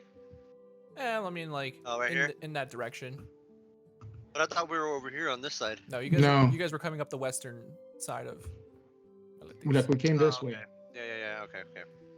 I thought we were going right. Sorry. and now we're there. All right. You can see like some of the Well, you- other like Miletian ships, kind of just like fishermen and those kind of ships, kind of, going around sailing in the area. But you can see, dozens, if not hundreds As of we're- ships with red sails approaching from the west. As we're passing the fishermen, I kind of point towards those red sails and I go, "Oh, was it a sail to safe harbor behind the walls? Now, quickly, enemy ships approaching." As I just keep repeating it as we're going down to everybody who'd hear. Okay. In fact, You're like on top of the mast, just yelling out, or what? oh yeah, I don't have thaumaturgy. Okay, never mind. I was gonna like boom my voice, but I don't have thaumaturgy. I'm surprised you don't. I have prestidigitation, so I can keep looking pretty. Oh yeah, that's right. All right, so you feel the waters beneath you beginning to get a little bit more choppy. As you can see, the skies in the western edge begin to grow darker and darker. You can hear the faint sounds of thunder.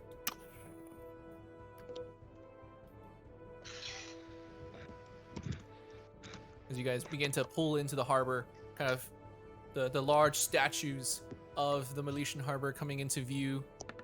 Let me move y'all.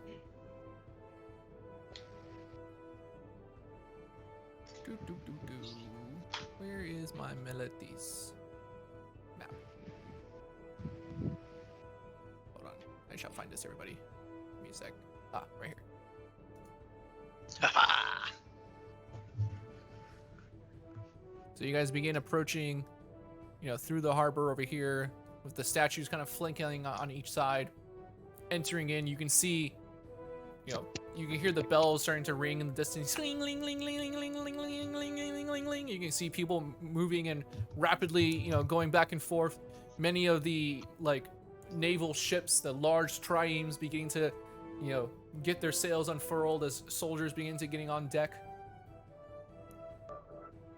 I'm gonna walk up to a Thracian. What are we gonna do as soon as we land? I don't know.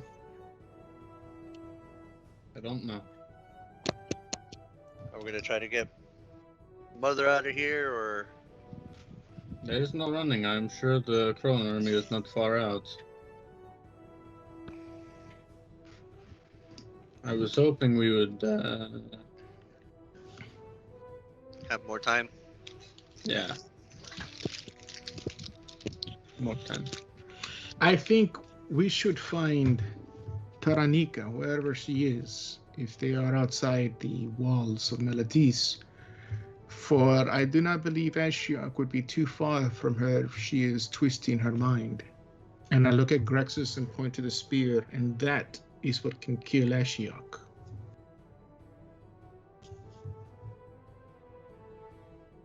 Remember when I saw her, and I saw the visage of Ashiok as Taranika. Oh yeah, that's right. The Thracian kind of just gestures to the book. I wish I had had more time. I think if I had another day, I could finish it. Then you go finish the book. We will try to find where Taranika is. Well, you should have had it.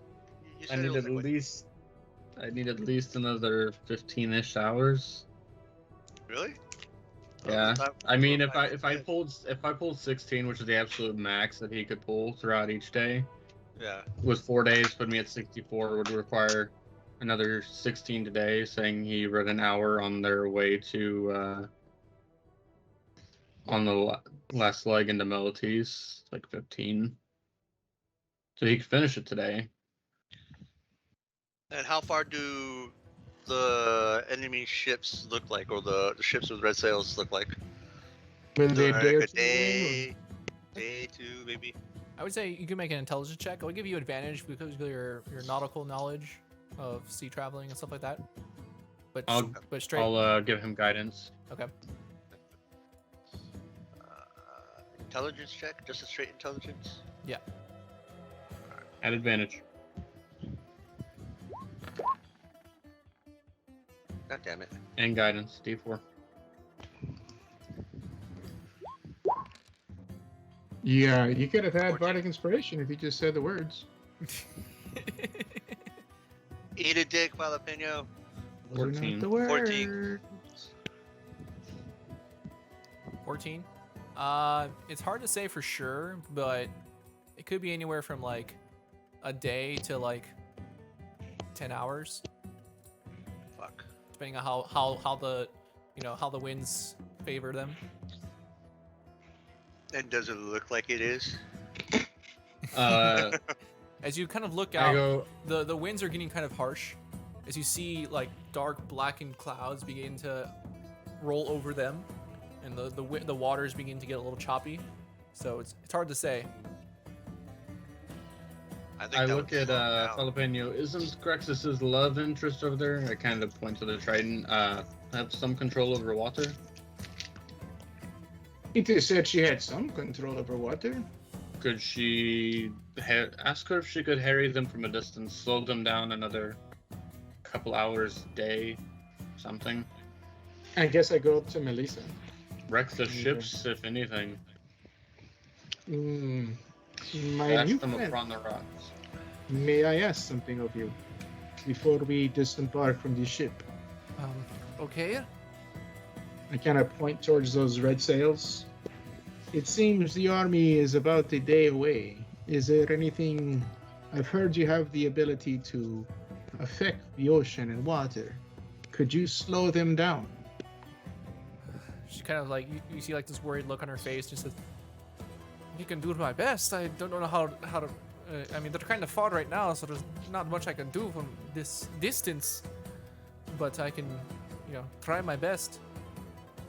Could you ride with the navy? I don't know what the fuck the fleet. Could you ride with the fleet on the lead ship and aid them, slow down the enemy? Well, wouldn't we have the Reverend Army? They're like magic users, right? Yeah, she might be able to help them. Gotcha. I can try my best. I'll see what I can do. Yeah, you might want to warn some more people in the city. There's only so much my abilities can do. I can't, create tsunamis and stuff like that. But The city has been warned already. The city has been preparing since over a week now. They knew and they are ready. But I must finish this book and hopefully it can give me something to help. He's gonna shove himself back in the book and just start reading as fast as he fucking can.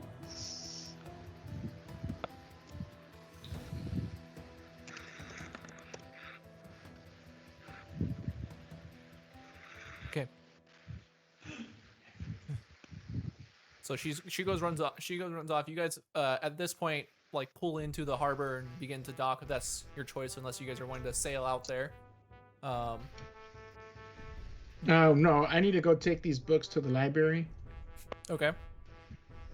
Where the stuff that I have, you know what I mean? Mm-hmm. And go turn that in, and then go to find out from the what the battle plan is to see if they actually did prepare. You know what I mean? Okay. And that's his plan. And All right.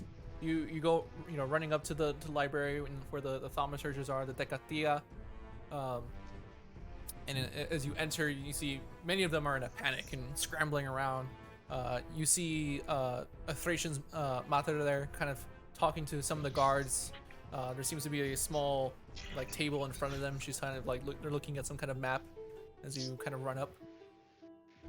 Yeah, and I start pulling out. He goes, parchments from the lost city of Olanton, and I start putting them, books, books of lore, and then the really old one that kind of talks about the, the fall of the city of White was. And he goes, we have just arrived, and I give, Mater a kiss on the cheek. Something you notice as you give her, you see tears running down her face. What is wrong? She's looking down. You see, she pointed at the map. I'm sure you saw the fleet at sea coming in, but we also Yes. there is a large force brewing, just as you said, north of Meletis. That we also had to send soldiers out, and our little friend with them. They took him with them, a little child, to fight in the war. He will be okay. He has a deep connection with the Nyx. He will use it wisely, I hope. You mean the most powerful soldier in all of Meletis? That one? He will give the Crones a run for their gold. Mater, I appreciate, and I start wiping the tears from her cheek, but I am sure that they're gonna be running from him. But more so, I kind of point at the spear in Grexus's hand. This is supposed to be one of the only things that can destroy Ashiok. And we believe that Ashiok is somehow tethered to and controlling the mind, or twisting the mind of Taranika. I believe she is leading the Acronian army. I just kind of quickly ask, between, sentences, how far out is the Crones? Are the Crones? Whatever English is English. It is unknown. There may be 2 days travel from our gates, from the north. Okay, so we got But time we for have that. we've sent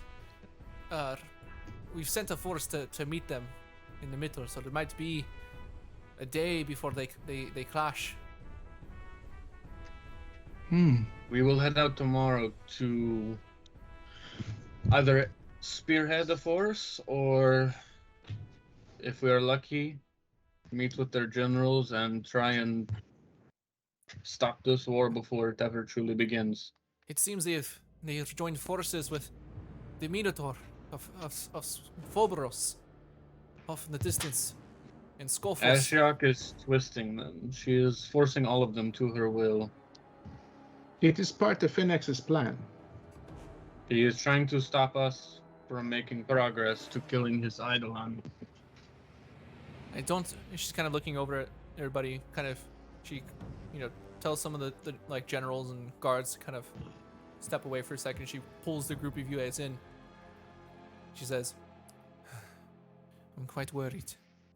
Looking at these forces, I don't believe we have a big enough force to stand toe to toe with the Acroans and the Minotaur. Has anyone sent word to Setessa for assistance and aid? So far, they seem to be wanting to stay neutral in this fight and staying out of it. Surely they must realize that once the Acroans and the Minotaurs finish with Meletis, they will move on to Setessa. Setessans are not warmongers. They hope by staying neutral that they will not be involved at all. They are wrong, but... I pull out the parchments that we found of that transportation device, that teleporting thing. And I say, is there something that we can do with this? And I show them. And it, the inscriptions and the writing, the Olanton. Hopefully there's a scholar here who knows a bit more about the writing and describing the architecture, the structure of how it was, if it's stone and what metal it was made from, stuff like that. Yeah, she starts looking over it really quick. She says, some of this is quite puzzling even to me, but I don't know some people that study ancient celestial, they might be able to have a better understanding on the arcanic magic used there. And then I kind of lean in to her. If you need the blood of divine or celestial nature, I can give some to you. It seems my blood makes it work. I do not know why yet. She starts saying, kind of looking at you, kind of puzzled. Okay, I will keep that in mind. But in the meantime, Also, the god Erebos wanted my blood. that is Perhaps this is why. that is even more puzzling. But my great little jalapeno, my child, I have something even more important to ask of you. Anything.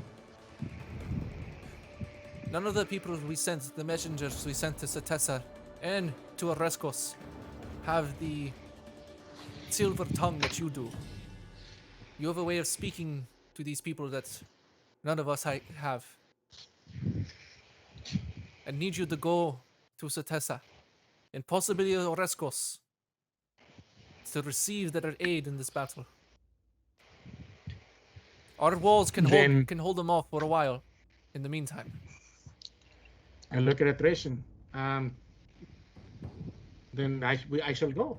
He goes, "Yeah, just to let you know, this thing," I kind of point to the map, it seems to, the only word would be to traverse through the Nyx, and you rematerialize somewhere else. For we were in the sunken city of Olanton, and we appeared in the deserts of Scophos within a matter of seconds and moments, simply by being within its radius. yes, and I can see that, but something of this nature is going to take far too long to decipher and rebuild in an arcane nature and enchant.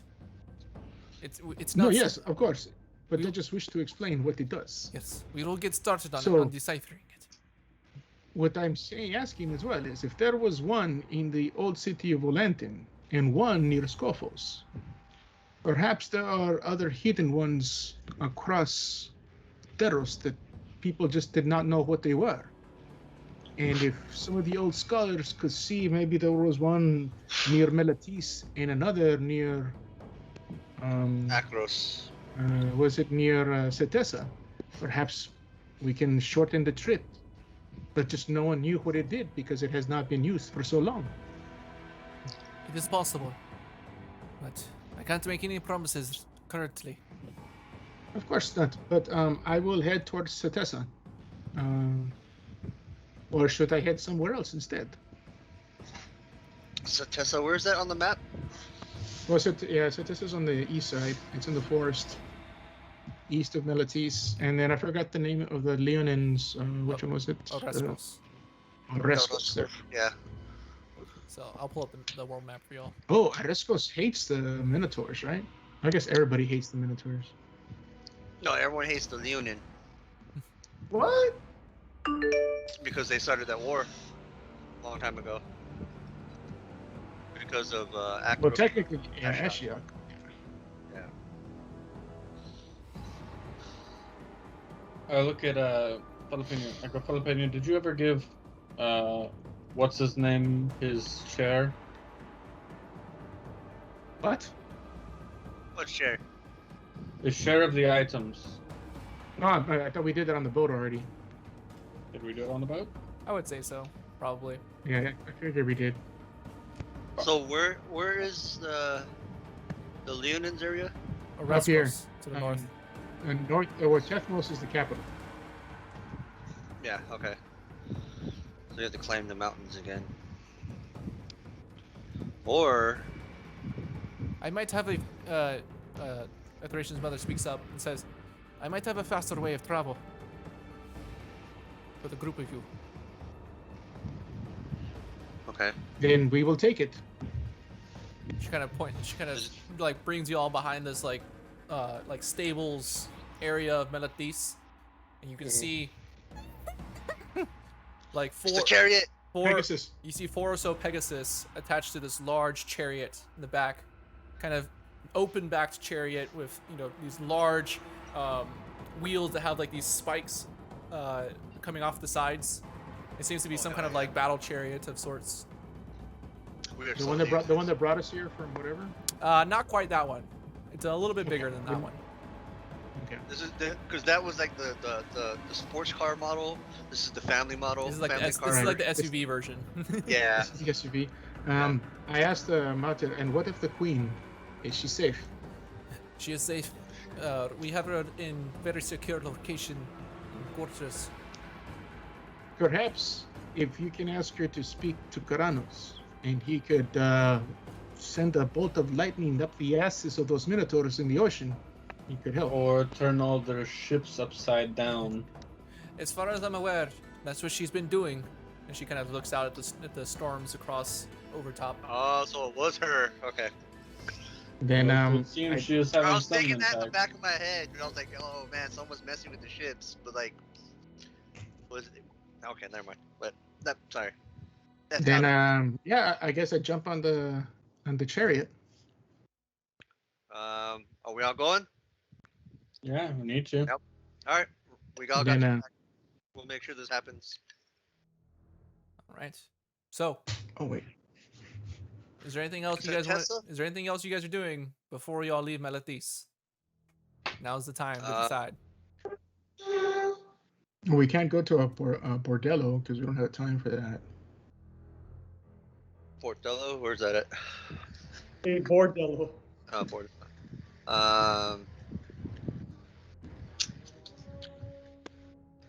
I can't think of anything off the top of my head. You see? Is everyone rested? Well, yeah, we've been on a boat. All we're doing is resting. Federation's trying to read while everything's going on, trying to fucking finish this book. Yeah. we'll like stuff you in, like at the He- front bottom. He's like strapping himself to the chariot. Where are we going to again? either Satessa or Thethmos or Well, let's go to Satessa because we can always go to Thethmos right after. yeah, but if we go to Thethmos first and then we can just come straight back on the way back, hit up Satessa. Either way. Hey, I was thinking. Hey, we should go to Thethmos because isn't the Leonin king that was friends with Grexus there? Well, I mean, I'm wearing the cloak he gave me. Yeah. I mean, we could go. Okay. Yeah. I can give him a greeting from. What's her face? What's her face? But you know what I mean. You Yeah. know what I mean? Elspeth. Yeah, Sure, what- that sounds good. Elspeth. What if we try to get the Leonin to come and help us too? You know. Well, that's what we're I what we're think- talking about. Thethmos I think we're is trying to capital. get the Leonin and Satessa to help us. Yeah. So Tesla may be the harder one to get. Yeah, they're not warmongers. Yeah. Leonin, we can probably. They will be when I'm done with them. Let's get the help that we can get right now because they can cut off. If we get them the right way, the Leonin can actually hit them from the rear. Yeah. So let's go to Thethmos. Yeah, Thethmos first. I kind of whisper to the Pegasi, Thethmos, swift as the wind. Okay. Okay, Gandalf.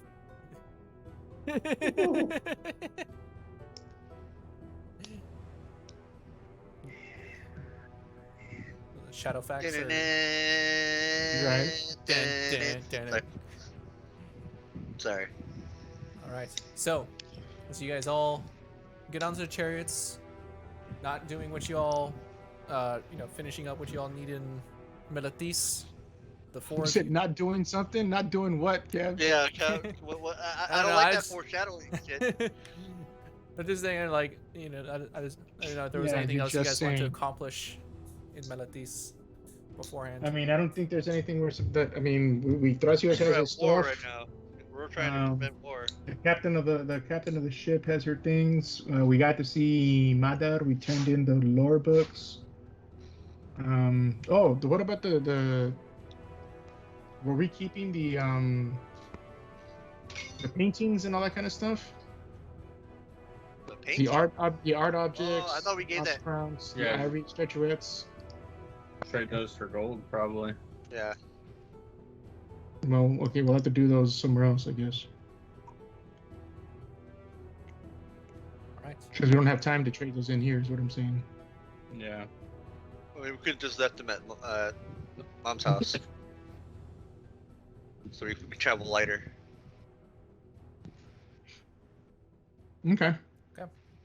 And no, Yeah, no, I don't see anything in the party fund that we're supposed to do. I have nothing in my notes of to reach. I mean, we're supposed to go kill that Hydra, but I mean, Okay. That's not gonna happen right That's now. gonna wait. yeah, like no one wants to pull. Our no, city's at war. no one wants to draw a card. Like- Nope. I mean, I do, but you know, I don't have them on me. We will think about drawing cards if the situation becomes more dire, but not now. All right. So, with that, you guys jump onto the chariot, and with a snap of the reins, it takes off to the sky. Most of y'all like you feel the wind kind of blowing your hair and fur manes back as you guys ascend into the sky above the clouds. As you can see the great poli of Meletis down below you. Those of you with better passive perception and good vision, you can see what looks like walls beginning to erect from the ground, kind of like barriers, like occasional like magically appearing in front of the northern side of Meletis as you guys begin taking off into the distance. You can see what looks like a small group of forces down below, just north of Meletis, heading north towards Akros. As you guys begin taking a more eastern direction, northeast, towards Oreskos, the plains of the Leonin. And with that, we're gonna go to break. So, All right. we're gonna go to break, everybody. We'll be back in just about a few minutes or so. Go ahead. If you guys have any, we're gonna do a Q&A over the break. So if you guys have any questions for either me as a DM or the group and the players, go ahead and type it in the chat while we're in break, and we'll come back and answer them. Till then, you guys can, if you guys want to help support this stream, you guys can go ahead and donate down below to help us out. Or you guys can make sure you follow our Twitch channel or subscribe to our YouTube channel in the meantime. But until then, we're going to go to break, and we'll be right back in just a little bit, so don't go anywhere.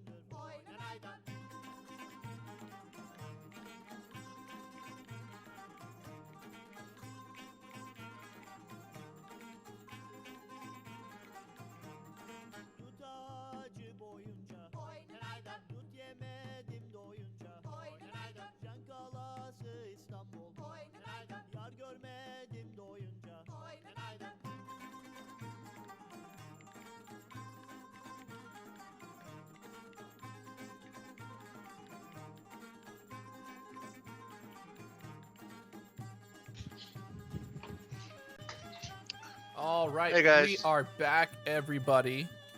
Oh, hold on. Change that. Okay, there we go. We are back. We are ready to get started. How is everyone over the break? I see we have some questions to answer. Thank you guys for asking your questions. We thank you guys for your support and kind of love, building this community here. So super appreciative of that. We're back. I guess like the first question Shonda was asking was, how long has everyone been playing D&D? 2 years. 2 years? 2 years? 29 episodes. No, you've been playing a lot longer than that, Max. Yeah. That's none of your damn business, sir.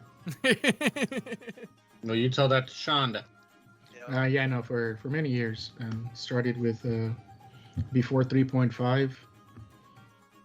Can't say that I originally started with the original red box set, but That was Scott's thing. No, he played Yeah, sorcery or whatever. right. Yeah, I mean, I started when it was with THACO, which if anyone has ever played that can remember how annoying and frustrating THACO was. But yeah, 3.5 is where I got really into it. Technically, I started on a game called Wizardry. Oh, Wizardry, sorry.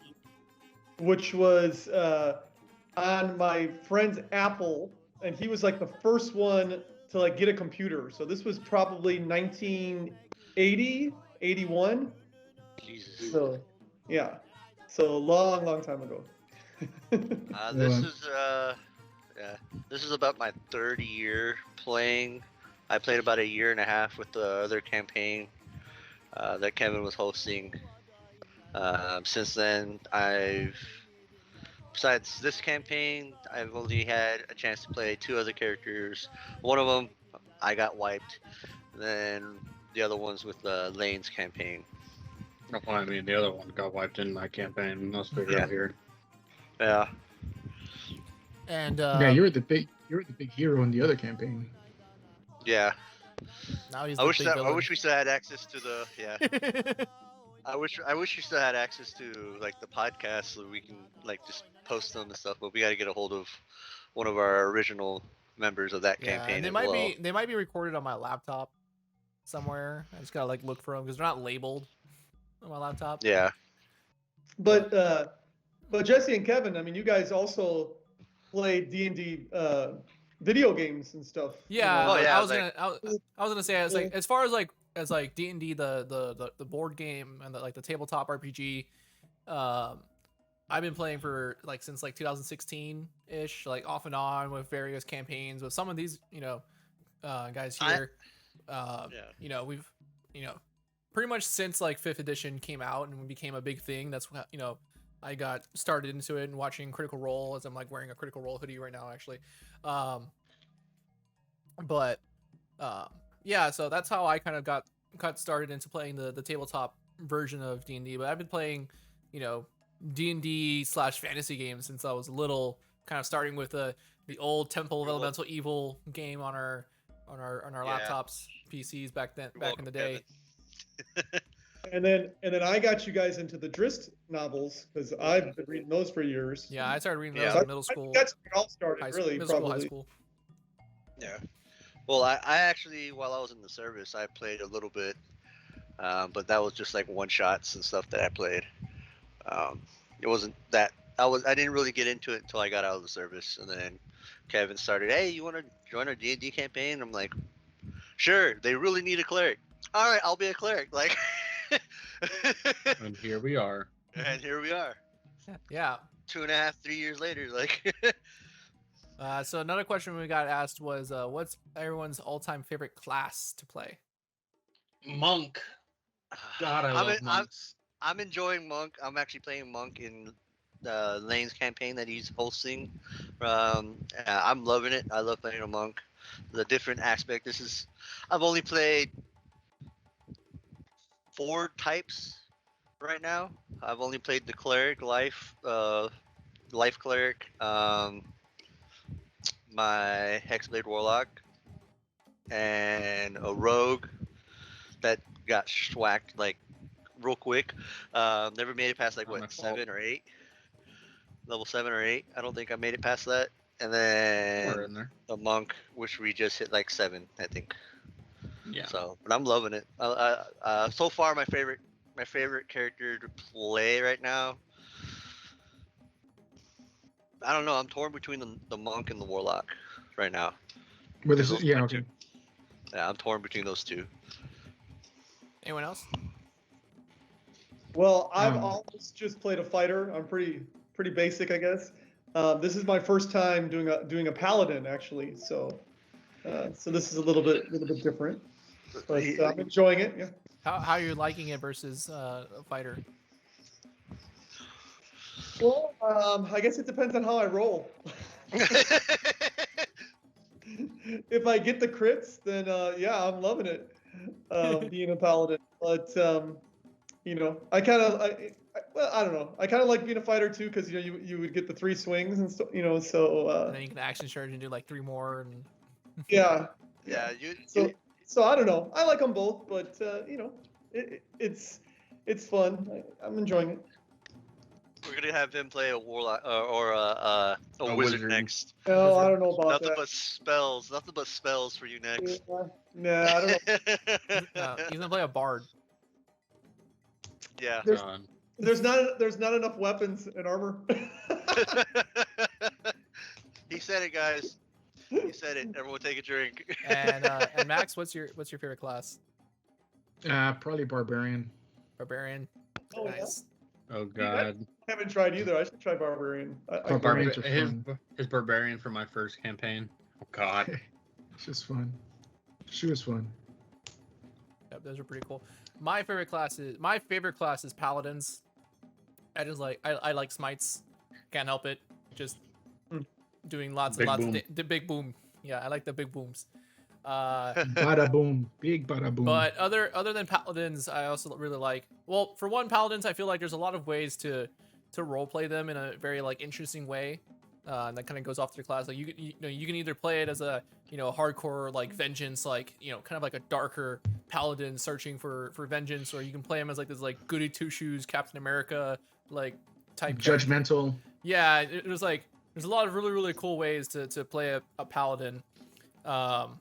You can play a paladin that's like a pacifist, that's a kind of like an interesting, funny thing. But I almost did that for this campaign. yeah, so Really? Yeah, I almost pulled out the pacifist paladin. I decided against it to be a cleric. yeah, Thank there's God a lot became a of cool things you can do with paladins. And then my other really favorite one is wizards. Just because like casting spells is fun, but there's also like using spells in a very interesting and like different way where like it's like fireball does a big boom and it does a lot of damage, but there's also a lot of like funny interesting roleplay moments you can do with thaumaturgy or mage hand, and like all the little like tricks and things you can do with it. It's very fun. Also, there's a lot of autos irresistible dance. yeah, there's a lot of funny things you can do with a wizard, but also like the different types of characters you can roleplay as a wizard. It's really interesting. Like I have a few plans of like if I play again to like some of the funny characters I can play as a wizard. So yeah. Yeah, my second best would be sorcerer. Mm-hmm. I like the wizard aspect, but I prefer to have something where you don't have to have 1,000 spells to track and monitor. Yeah, you don't have to like prepare spells and learn spells. Right, it's just That's how I felt. That's how I felt like cleric. wizards because when you get to those high levels, it's just a fucking power trip, Yeah. Yeah, you just It gotta really hope you make is. it out of second level. right? Take Yeah. 1d4 breathing damage and die. you just got to stay behind the barbarian. True Or that. like a mile away, just shooting down firebolts, magic Oh, missiles. God. Yeah. Any other questions, Kevin? Yeah. Any other tabletop games that everyone enjoys? 40 Shadowrun. 40K. Yeah, Warhammer. Fuck yeah, bro. Shadowrun's probably actually my favorite. I like. The original 4th edition, or Yeah. 3rd edition. I haven't played a whole lot of tabletop games. But if I had to choose, I would say like I like Risk. It's more of like a tabletop game as well as Clue. Oh, I got you. I mean, they're board games. They're board games or tabletop games. But those are I have a lot of fun with those. I get really into Clue. Fair enough. You should try Betrayal at Haunted or House on the Hill. Betrayal Yeah. at House on the Hill. Yeah, those are fun. But yeah, I think that's all of our questions so far. So What about the main question that was asked? Yeah, Kevin, why do you have boobs? Yeah. why do I Why have are they boobs? so large? Yeah. Well, it's because of the art piece that I used to design the layout for this layout that you guys see currently. It happened to have a female statue beneath it, and just in order to get the size correct and like placements of like the helmet on the far right, this was the option. So here we go. Kevin has boobs, everyone. So was Oh, it well. purposeful or Freudian by any which way? Yes, no, it was not. It was all by accident. I was not So he thinking wants us about to think. giving myself boobs, but I did, and oh well. I'm gonna rock them boobs. So. Big old biddies. All right. Anyways, moving on. I guess if we have nothing else going on, let's go ahead and jump back into the game. Shite. So- So we're And heading. we have just landed in Tethmos and we've leveled up. That's what I heard. No. So, previously on Companions of Strength and Odyssey of Theros. Should like go like to like 80s TV previously. You guys were traveling northeast, kind of over the landscape, over the Nessian woods below, kind of leaving the Poli of Meletis, heading towards which you guys have heard as a encampment for many Leonin and people who trade with the the various Leonin tribes. It's kind of borders on the edge of the lands of Ruskos, the plains that are home to our very own Grexis, but are also close enough to Setessa to kind of do trade with them on the meantime as you guys kind of travel north. You can see the woods below, kind of these entangled and thick canopies that you can't see the bottom. It's just like green shrubbery everywhere. To the left, you guys can see out in the distance the shores of the Siren Sea, as well as the lands in between Akros and Meletis that will be the battlegrounds for this war coming.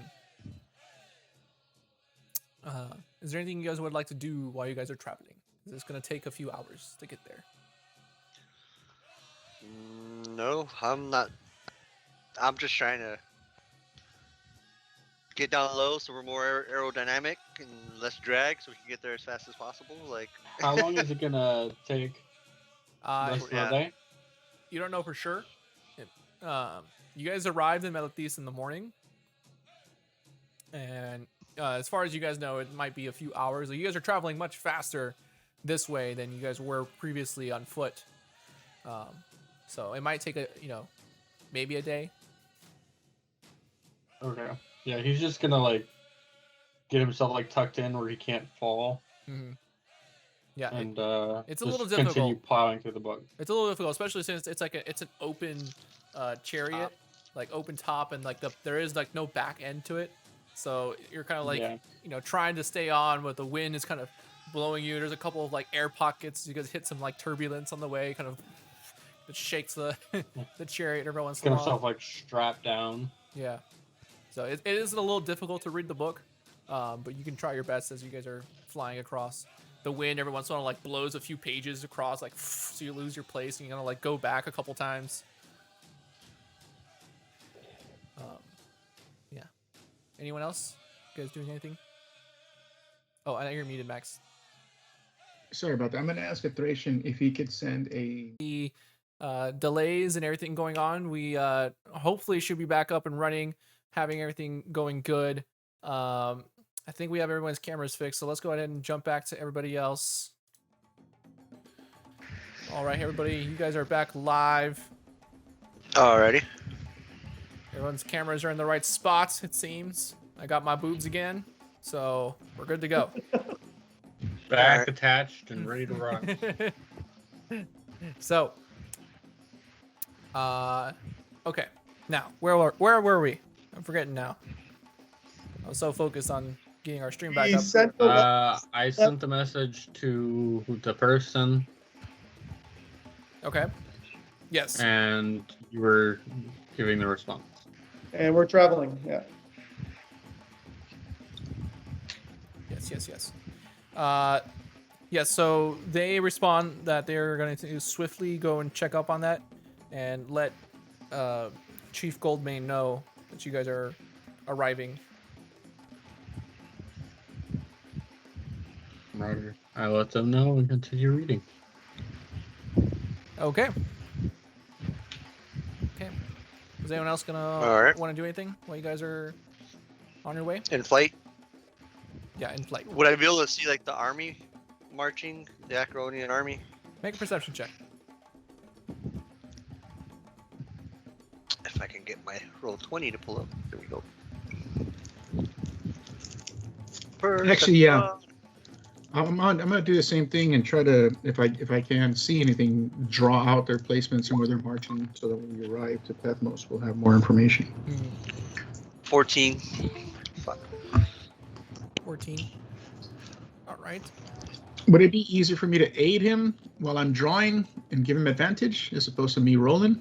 I would think it would be the other way around, me telling you or helping you, because you are better at that kind of stuff than I would. Oh, what's your perception? 45.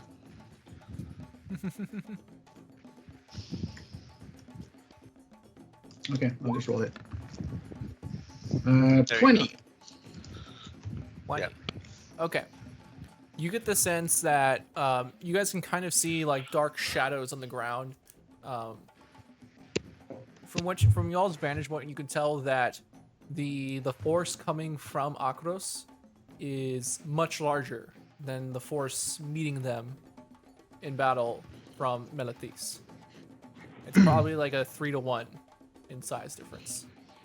It's an even fight. Sorry if knows? you didn't get that reference. As you see, the Akroans are kind of probably, if you had to guess, like they're just reaching the southern side of these mountains here. But it's just not a Croans, right? It had a bunch of It's hard to tell. they Yeah, it's hard to. was it? Yeah, but when we were in Akros, it's the Croans and the ones with the masks. Oh my gosh, returned. I forgot. Okay. From what y'all can see, up top, you can't make out like what's in their parties. You guys can see like a few larger shapes within, seemingly giant sized or so, in the group, but they're slowly making their way south, and the force meeting them is probably just south of the Laguna bands, kind of leaving the northern tip of Melathis into the open hillsides. Okay. Uh, Okay. I'm gonna try to draw their placements and where they're going, and I'll help him out on that. right. Grexus, were you wanting to do anything? I'm just keeping my eyes alert, and my mane is just kind of blowing back in the wind, and so I can see clearly. I'm just Like looking. Now that the rain is gone? like in Titanic. Yeah, kind of like that. Yeah, in Titanic. With the Cape of billowing wind. The cape billowing. Yeah, it's kind of billowing in everybody else's eyes. Just kind of Just like smacking them in the. very Doctor Strange-esque. Right. So, as you guys continue to descend, at this point you can feel the horse is pulling down farther and farther as you see the mountainside becoming to come into view. And you can see on the other side of the mountains, on the northern side of the mountains, this set of encampments, this kind of half-heartedly put together, you know, pieces of tarps and wood kind of slapped together into this large tent-like structure with these. Hold on, let me pull it up. Hold on, give me a sec. What is this music, Kevin? I put on some tribal music. Let me see. Draw.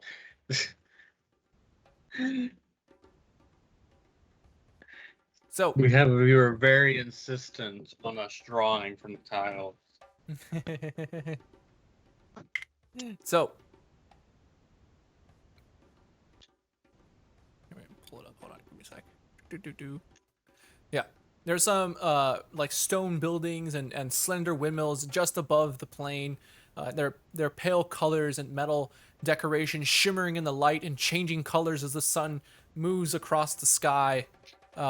You can see many like smaller Leonin tribes that kind of dot around the area, as well as there's this glimmer of light off in the distance, almost blinding as the sun kind of reflects off of it, kind of, you know, staring off your eyes like a large mirror, you know, farther off into the plains as you guys begin descending off down towards this encampment known as Tethmos. And so, you guys descend further and further. You can see there's probably like a dozen or so different tribes, as you can see, you know, various different colors and flags and you know, shapes of designs and decals and logos on their armor and pieces. As you guys get closer and closer, there's a couple of like trading bands from, it seems like Satessa, as you see some centaurs and other satyrs and female warriors are out there kind of trading with some of the people there, kind of giving some cloaks and some bows and stuff like that to the to some of the Leonin prides. You guys kind of arrive, landing on the ground. You can see these rolling fields of this like golden grass that kind of goes across the plains in the distance. The occasional trees that sit low to the ground, kind of giving this almost weird camouflage to the ground, as you see like the occasional leap of a Leonin pride kind of jumping out of the tall grass and then disappearing on the other side. Other large creatures like griffins and manticores that fly across the skies, kind of, you know, flying across in different directions. As you guys arrive at the large encampment, there's a couple people busy and talking with people. You can see some other more prevalent actors in this group of Leonins that are, you know, much larger in stature, kind of holding themselves with this set of pride and ego. What would you all like to do? I'm trying to look to see if I can spot Melita or Malakos around.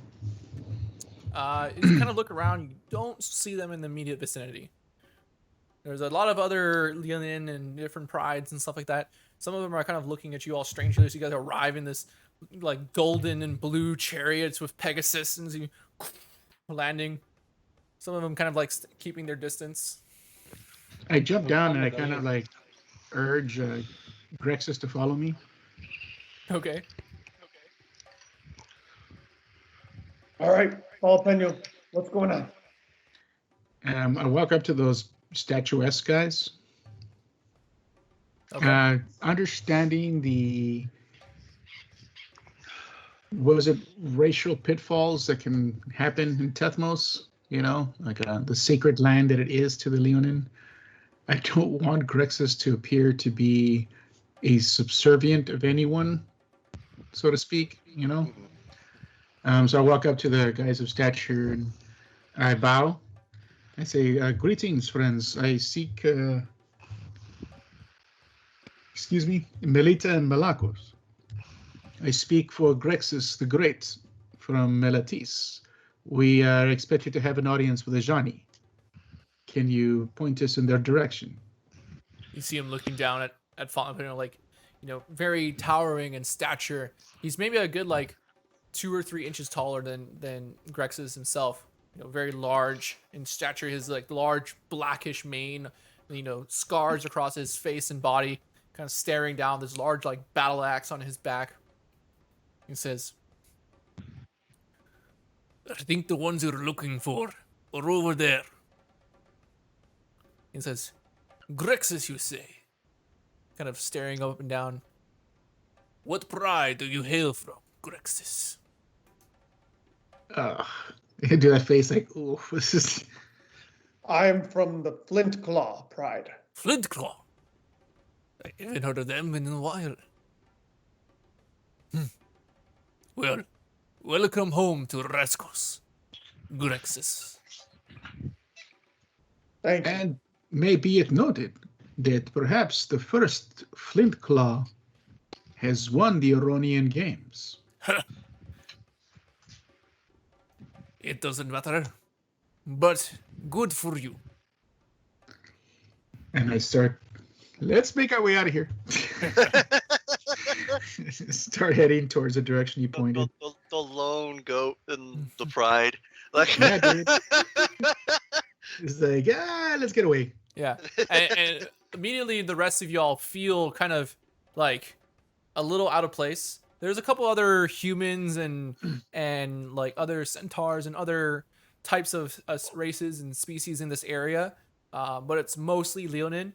And like you guys have seen Grexus, and Grexus is pretty big, but when you're around like a whole like pack, you know the whole pack of them, like many pride. prides and many of them even larger than Grexus, you guys feel quite small and a little intimidated by their just overall presence.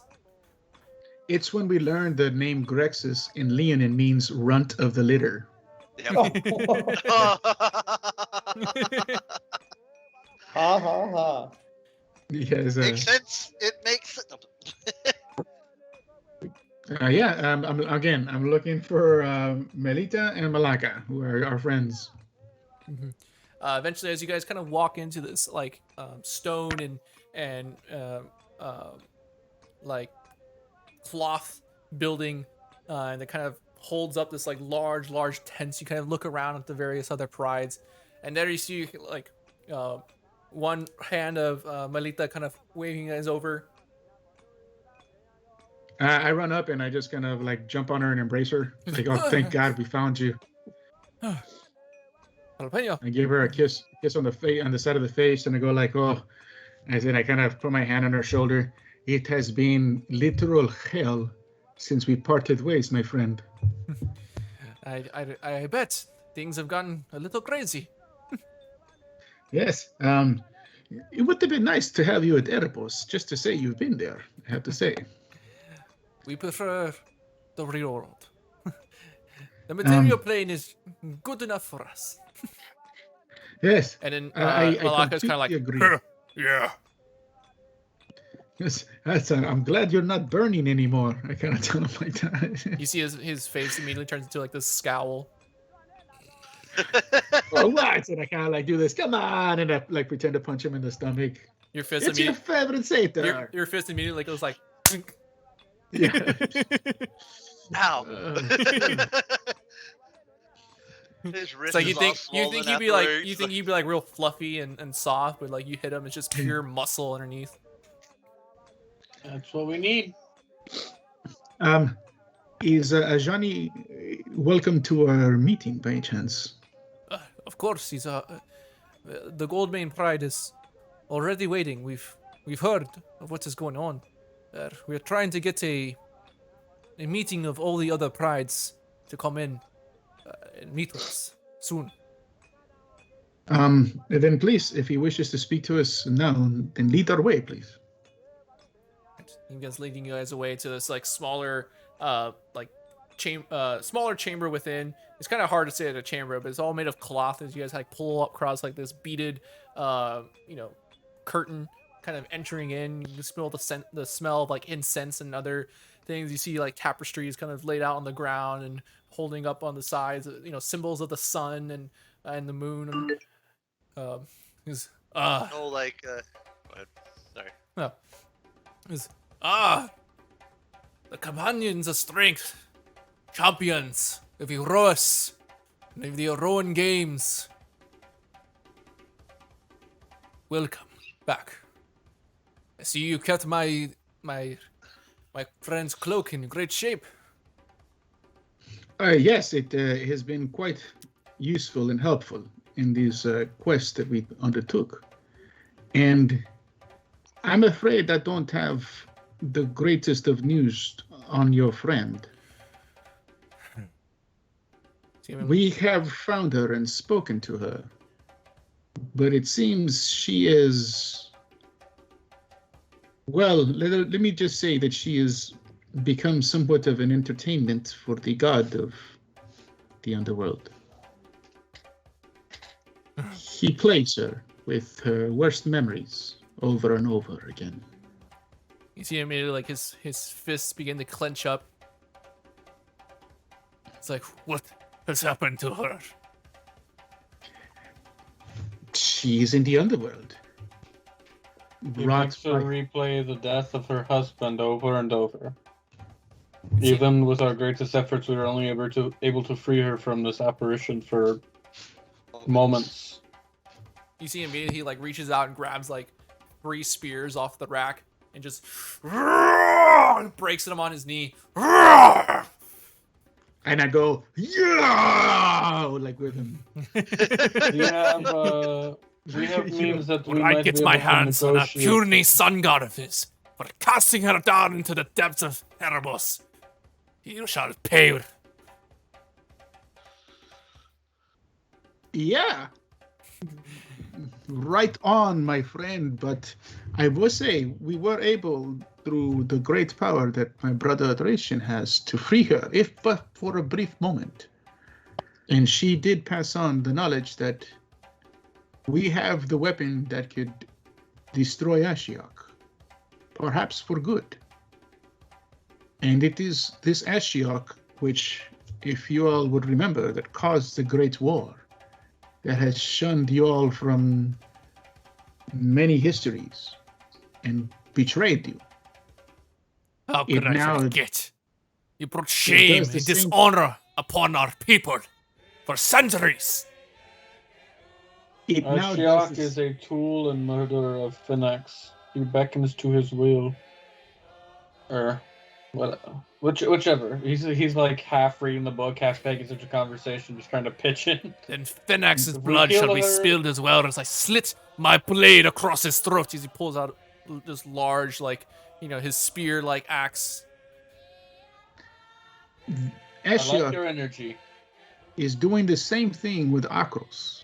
And I believe Taranika, the niece of the king who now rules Akros, marches on Melatis at this exact moment with ships of Minotaurs coming from Phobos across the sea. They are quite outnumbered. There are many returned who are, of course, some can say children of Phoenix, walking with Akroan soldiers marching upon the great city. The militia come- navy can handle the Minotaurs for the most part, but we cannot handle the Acroans, which is where you all would come in, I hope. We are numbered 3-1 on the ground. Well, you definitely have my blade behind you. But it is the other prides that we must convince. And I'm afraid, Is it? after talking with a few of them, some of them are a little unsure at the moment. Is it possible we could meet with them first thing in the morning? Yes, some of them are starting to arrive pretty soon. We shall have a meeting of the various prides. Of the Embereye Pride, the Flintclaw Pride, the Goldenfield Pride, Ironmane Pride, the Starfellow Pride, and the Sun Guide Pride. But it seems that looking into the history of the Flintclaw Pride, some of them are not quite too happy with how things were left off. I kind of slowly turn I towards just Grexus. I just give a side eye from the book at Grexus. That is a certain Leonard's conversation to have. Yes. We are lucky he is still not down in the bottle. I did my best with that, but Grexus, the rest of your situation is yours to deal with. I kind of look back at Ajani. If the tale is that we can speak of his courage, bravery, and absolute honor in the face of death and the Lord of Erebos himself, of the underworld himself, then perhaps we can heal some of those words and damage that has been done. But more so, You see him against that's laughing. like that's the predator laugh. Like, oh man, Perhaps the Argal- knowledge that he has I spoken don't believe directly you with know Erebos. us, Leonin, as much as you think you do. But there is no, only I one. only know him. There is only one way to solve this issue. Trial by combat, I guess. Exactly. Oh. And I'm afraid. How did I know? I'm afraid that your Flintclaw is a little upset that our great matriarch of that pride, known as Alethea, mother of Grexis, was slain. And so he seeks vengeance. He is currently chief of the Flintclaw Pride. Oh shit. Then, if the Leonin wage money and coin on such things, I advise you to wage your money on Grexus. We have no And I use wink for coin. I start taking off the cloak. And I believe I must return this to you. That would be most appreciated. And I hate this, but I give it back to him. Thank you. This Greg says, give him the cable billowing. made a great deal to my friend, and I appreciate that you helped her, even if it was just for a moment.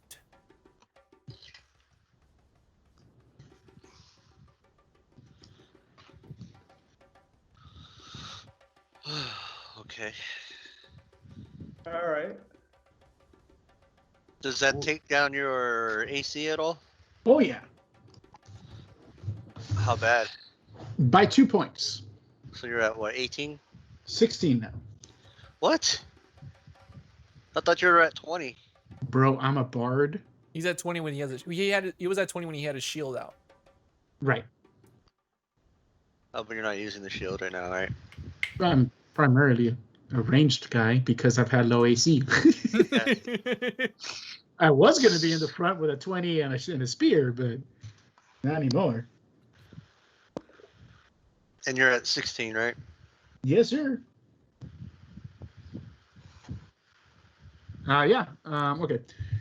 So I give him the cloak, and I then if with your blessing and permission, I will speak to the tribes after the trial of combat and try to persuade them to see the wisdom in assisting not Meletis, not to save it, but for the obvious nature that Phoenix and Ashiok will not stop with Meletis. They will continue to move towards the west. And I am quite certain from what we've learned of Ashiok and Phoenix that they will wish to finish what they started with Oreskos many eons ago. My friend, you don't have to convince me. I am by your side. Thank you. You bring me great honor. And if I can ask, do you in Oreskos here take offense in a very handsome, well-spoken satyr, perhaps spending the night with a female, Leonin. Oh God. Oh my god, shut up. I. I just wish to not offend anyone, no matter how handsome I may be. Make a perception or persuasion check. Oh, dude, you better freaking make this. What is this a city? It is not considered a poli. Okay, Ah! 18. We all know that you rolled a fucking 8 or a 4. Yeah, but it's an 18. Yeah. It says, I mean, I'm just. hold on. I'm not asking him to like find Provide. someone. I'm asking him, is it like against the law, or would people take offense in that? I feel like Jalapeno's turning into Grexus. No, It Filipeño's is- been a big slut. it is not Male or against. female, It he is doesn't not care. against the law. You can lay with anyone you wish, if you're willing to fight for it.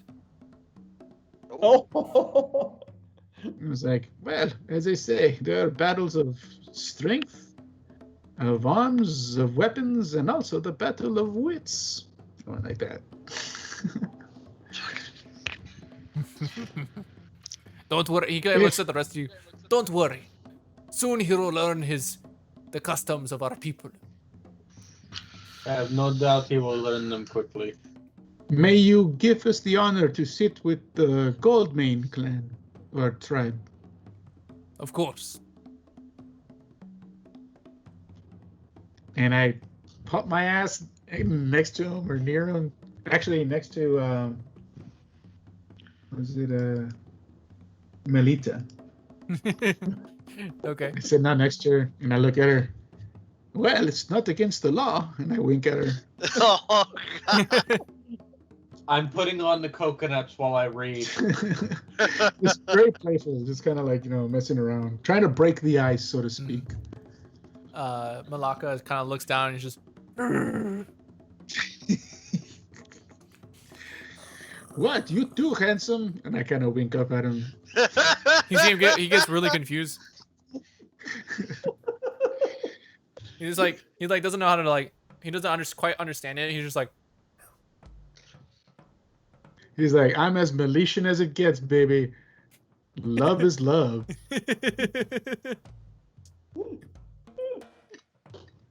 All right. So, what are the rest of y'all doing while you guys wait? Someone's reading. Read. Yeah, Jalapeno. Yeah.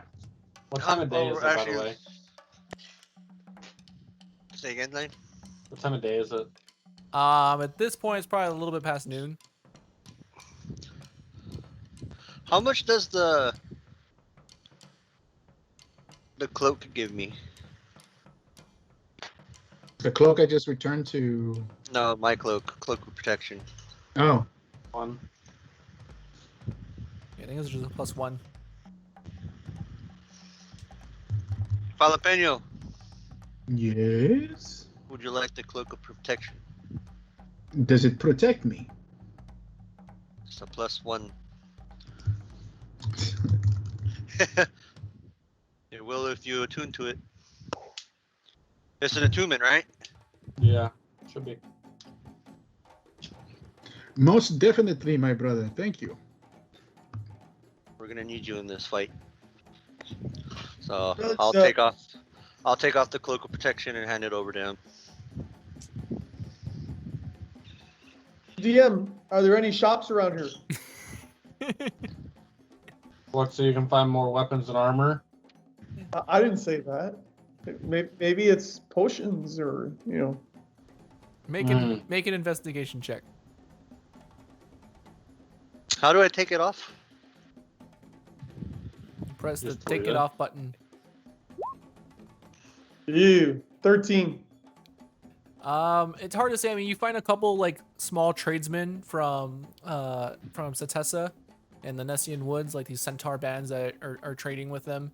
But as far as if you're looking for really powerful magical weapons and stuff like that, none of them really have anything like that. Some of them have these, crude spears and bows, some fur pelts, and stuff like that. No, so nothing good. Okay. Oh, I gotta drop that too. Damn it, I just saw that. Oh, my armor class is 19 now. Jalapenos, yours should be going up to what, 17? Yep. Alright. All right. And so, the rest of the day passes. The sun, representing Heliod, begins to descend into the west. As arising from the east, you can see the bright full moon kind of raising up in the sky, kind of giving this brilliant shine over the plains. However, it's still like, for those of you outside, it still feels very dark, as all you see are the silhouettes of trees and other large creatures off in the distance gonna kind of move across the plains. The skies are completely empty of anything. It's just this beautiful view of the starscape above. You see many of these like matriarchal pride leaders that kind of sit out looking at the stars, kind of telling stories to younger, smaller Leonin. You can see the different burnings of incense and other things, as some of them kind of give this like spiritual lesson to the younglings.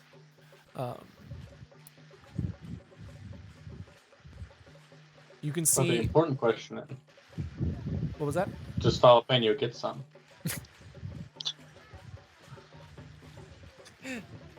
Not yet.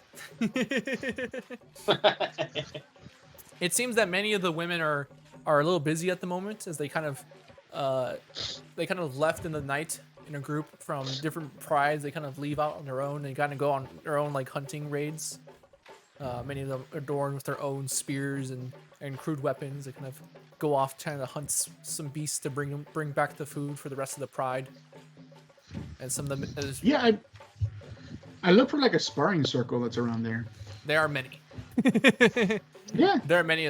Some of the men most of the male Leonin are kind of sleeping most of the time. They're kind of just like sitting under trees and tall bushels of grass, or sitting up on tall pieces of rock that kind of jut out from different parts of the plains.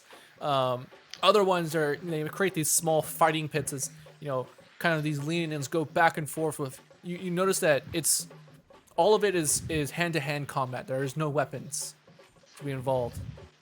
And also no armor whatsoever. Just small pieces of rags and like loincloths, and they're just kind of jumping at each other with their claws, roaring in the face. Roar! As one slams one onto the ground, you see the dust and dirt kick up.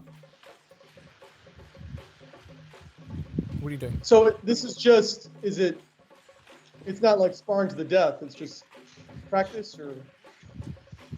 Well, they do have claws Who knows? and sharp teeth. You would know, Grexus, you would know What? that often in Leonin culture, it is very common for most arguments and debates to be settled by combat, to be settled by physical hand-to-hand combat, and that Leonin are very quick to lose their temper and to fight each other. So sometimes, depending on the situation, they can just be sparring or practicing and training, and other times it seems vicious enough where at any moment one of them could slice the other's throat with their claws. Okay. But sometimes it's hard to tell, as they're quite vicious. Follow Pena, what were you doing with the sparring circle? No, I'm not gonna spar without my armor. That's for damn sure. You really thought they were gonna let you use your armor? Well, I mean, I guess I can do it without the armor, but I don't have the ability to use my dex for punching. Yeah, that right there is a monk's dream. Yep. Yep. Been there, done that. No, but I'm a spear chucker, so You see a I'm couple. just watching. Okay. Eventually, you hear the this like horn kind of coming off in the distance as you see small pieces of torchlight coming and approaching the area. As they get closer, they begin to snuff out the torches. As you can see, just like this, like retro reflective eyes just off in the distance. There's these little beads of yellow that glow from the moonlight as like they kind of just pass by. These large shapes. You can hear the many of them holding these rough spears of this, what seems like some kind of Leonin pride approaching the encampment. You can see some of them. Grexus? Some of them have on their shoulders like carrying this like this like throne of sorts, as kind of made out of twigs and other pieces of material that found by, as a much larger black furred Leonin sits atop of it with this large deep black mane and these scars across his face and body. This like more like lighter colored like brownish leather cloth on himself. This large battle axe to his side as they approach. Oh God. You see his eyes kind of glow this like sickly green color as they lower him. He steps forward. Some of them say, "Move away for the Flint Claw tribe." Oh shit. Kevin, did you see my note? Did you say that his eyes are glowing green? Not necessarily glowing, but they have like this like sickly greenish color to them. But they kind of like, you ever seen like how a cat's eyes at night, they have like that, they kind of have that weird reflection in them. They gleam? Yeah. That's kind of what you see in the distance as they approach. And then you see, sitting on this throne is this larger, black, like deep black furred Leonin that sits among them with these like greenish eyes, almost like Scar from The Lion King. Okay. As he comes across. I kind of just mutter a little bit under my breath, and I make these little symbols, and I cast Detect Magic on him. Detect Magic? Well, I just cast Detect Magic on myself, I guess. Okay. Divination. Yeah, it's in the area. Other than the clothes and the other like pieces of magical items that you have in your party, there are no magical items in the area. Okay, so he seems legit. Okay. Yeah.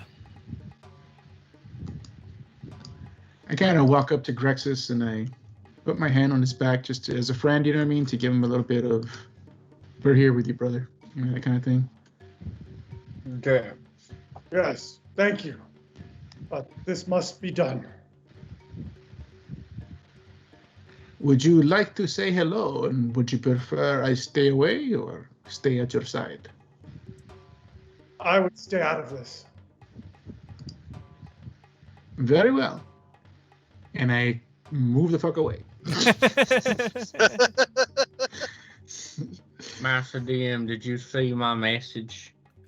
I would say you could finish it by nightfall. Okay. While you guys are doing this, I walk up and I put a hand on Greg's shoulder. You got this, probably. And then I look at Jalapeno and I hand him the pearl. I grab the pearl. The pearl of power. Oh, cool. Well, okay. I put it away. I cannot use as much as magic as I would like with this book in my possession, so you will get more use out of it than me. But the book is done. You kind of see like a halo appear above his head and kind of shedding light around him. That is very unexpected considering your patron. Like that. A god is still a god. Also with this, my wisdom goes up to 22. Indeed. Okay. Okay. Really? Pearl power. Mm-hmm. I get a +2 to wisdom from the book. Wow. I also get those other benefits. That shit, where the fuck do I put those?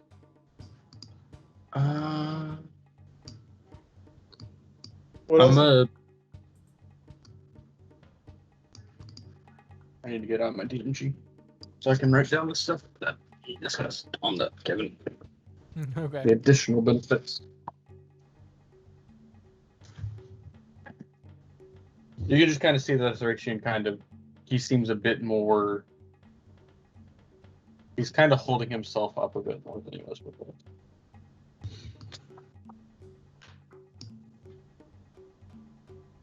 A bit more confident in his abilities, it would seem.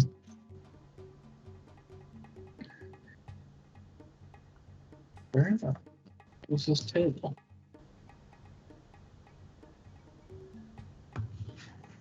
Yeah, there it is.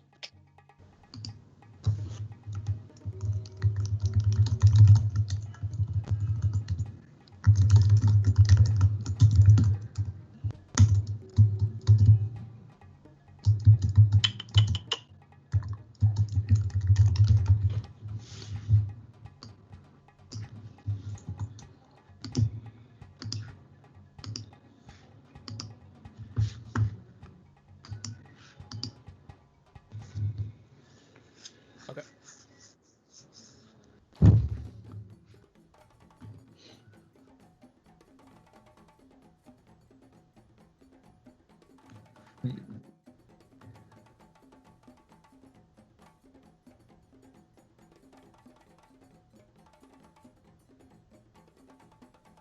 Hold on. Where everybody. did we see where Ixus put the cards at? Or is he easy holding them in the bag of holding? You don't know? No clue. Ixus, did you put them in the bag of holding, or are you holding on to them personally? You're muted, Jess. Oh, you don't know. Well, I mean, I'm carrying the bag of holding, hence why I'm asking. They're not in the bag of holding. Okay, that's what I want to know.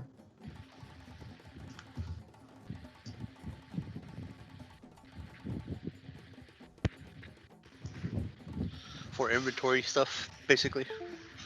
Well, he wanted to see them. Like, he's never actually seen them, like how many tiles there are and all this shit.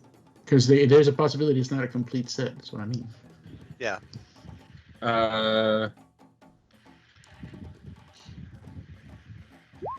Magic items that I don't know if we put those into the things, but that's what we still had from the hall. Who can scroll a polymorph? Can you use polymorph? I don't think so. I don't think I can. I think All right. I can. I think you can. Same with darkness. I can use scroll up and pass cure wounds. So, Clockwork amulet. is everybody ready? Okay. Yeah. Yeah, I'm just throwing stuff, typing stuff into my inventory. Okay.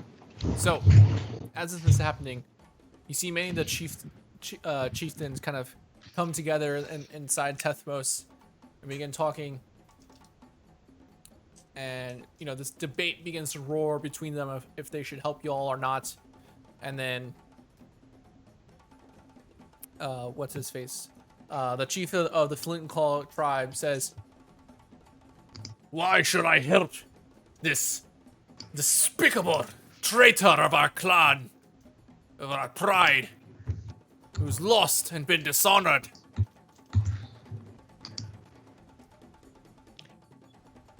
I have never been a traitor to our clan.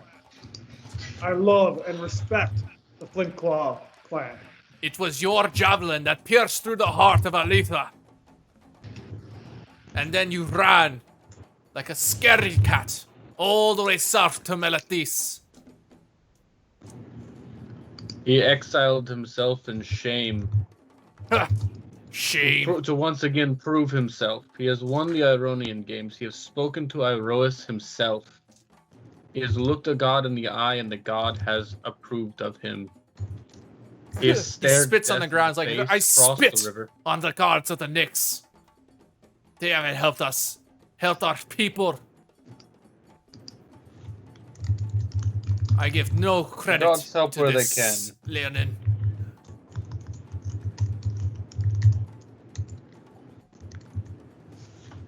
You believe that now until one day you will stand on the shores of Tartarus and await to cross and stand before the god of death himself. and await your judgment. He kind of just ignoring everything that Thracian is saying, looks at Grexus and says, "The flint claws will not help in this fight by my dead hands." I kind of stand up and I kind of bow at the current ruler of the Flintclaw clan. If I may be permitted to speak. Kind of staring down. You see his teeth begin to kind of rear.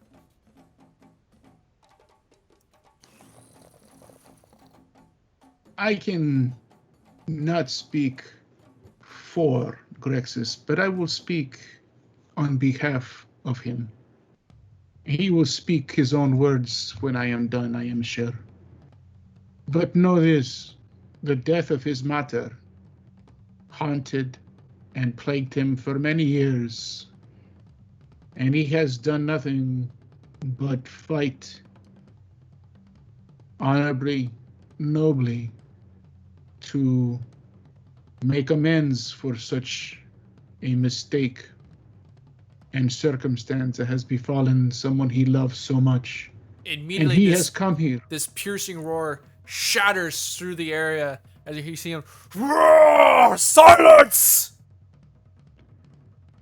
Kind of looking at And Grexus. he will gladly face you in single combat as is required.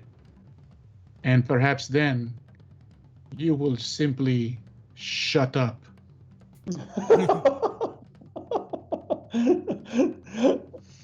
Oh my gosh, Jalapeno. He says, But And I if look he at wins- Grexus, right, I look at Grexus and I say, do not fear this man. Do not hold any pain in your heart for what you have done. For that is the past, my friend. And now we look to the future, to the safety of all of Theros. And you are the greatest fighter and man that I have ever known and seen. Kick his ass. So I kind of step aside.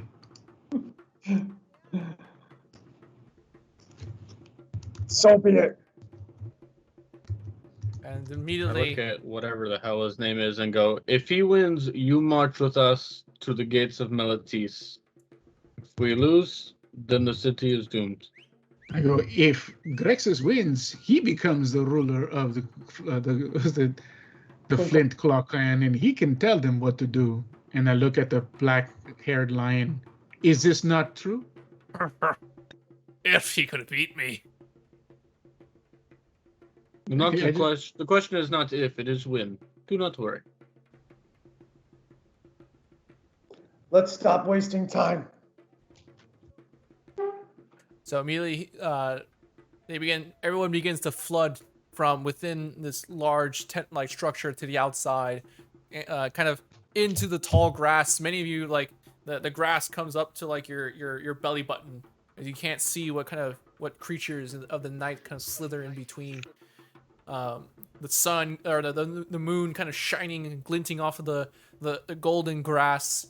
The trees kind of silhouetted in the distance, as you can see, other Leonin kind of sitting up on the branches of some of them as their tails kind of dangle below, as everyone makes this large like fighting pit arena, this circular pit around him, as the chief of the Flintlock clan sits or stands in the center of it, waiting for Grexus to enter.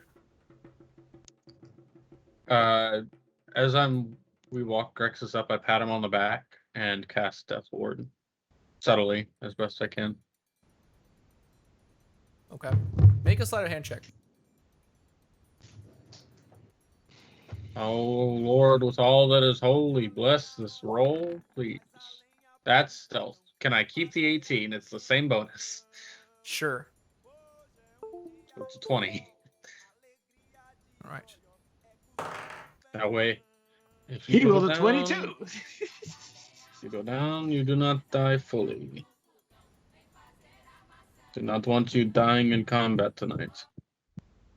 You know what I love about Bardic Inspiration? It has nothing to do with spellcasting. It's just words. Yep. And so as this is happening, you see the Flint Call leader kind of takes the large battle axe off his back and slams it into the ground, kind of sticking the blade into the dirt. And begins like one by one taking off his bracers and his cloak and his pauldrons and all the other pieces of armor that he has on him. All right, I guess I need to do that then, huh? The entire time as he's doing is just like dead stare, like his eyes just locked with Grexus, unwavering as he takes off his armor and weapons. I'm like his corner guy from Boxers, and I'm helping Grexus take his pauldrons off, and I'm kind of rubbing his shoulders, going, "You got this, man. You got this, brother." How do I remove my stuff, Kevin? Or what do I have to do? So your AC. Hold on, let me double 10, 10 is plus. it 10 plus your dexterity? That's Yeah.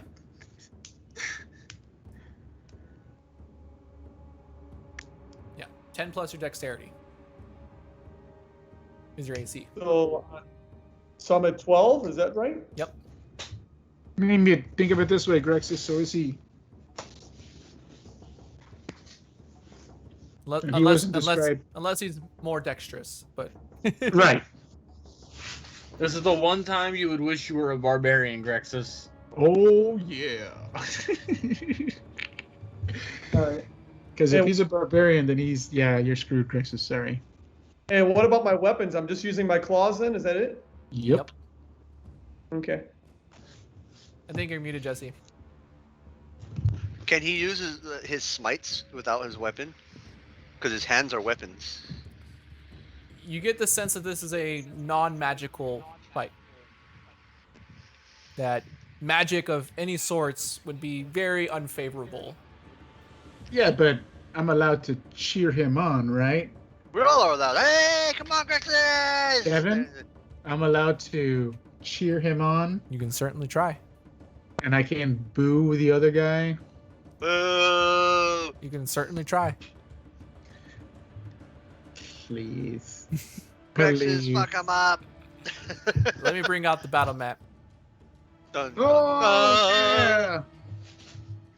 yeah. Grexus, you better win. These battle maps provided to you by our very own Max Rojas. Roll 20.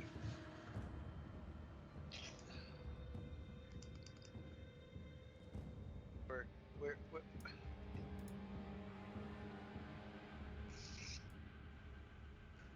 So I'm guessing this is where the fight's gonna be. Yep, that's it.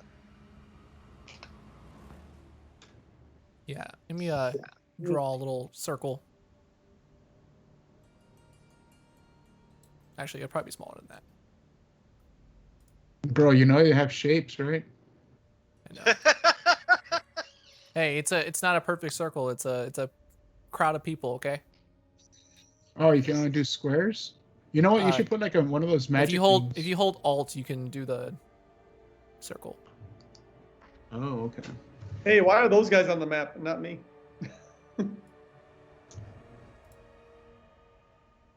You guys are gonna fight for me?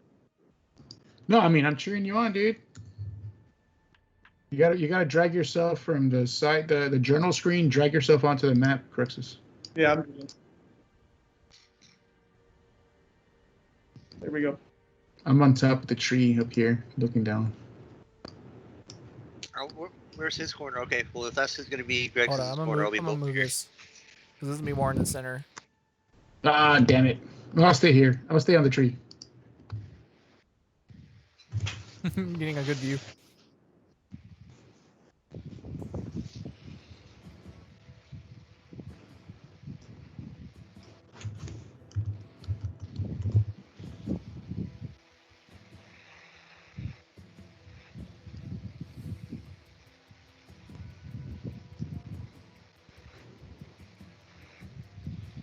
Okay.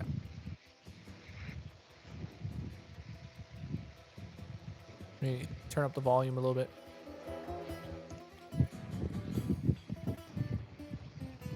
Now, so when you say there's no magic, Kevin, do I still have my auras or anything like that? Your what? His Like auras. I mean, your auras are passive. Like, they kind of just happen because of your, like, charismatic presence. You still have Daunting Roar. You have all that stuff, dude. Yeah, you just don't. You feel like casting spells or potions or magic items would be not wise. And you would know this from your experience being with Leonin. Like, this is kind of just raw strength and brutality. But is like, I guess I need to understand, is Bardic Inspiration counted as a spell? It does not. Does it appear as a spell? It does not. Okay.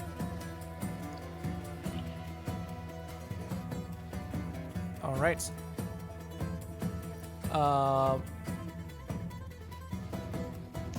So, remove Grexis. All right. Let's go ahead. Oh, and zoom out for the audience. People at home can see this fight. Boom, boom, Let us boom. go ahead and roll initiative. Grexis, let's do this. Oh wait, let me put out the turn order. There we go. All right.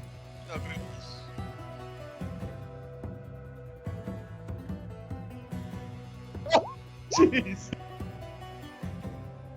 All right. Well, I'm not going first. All right, he rolled an 11.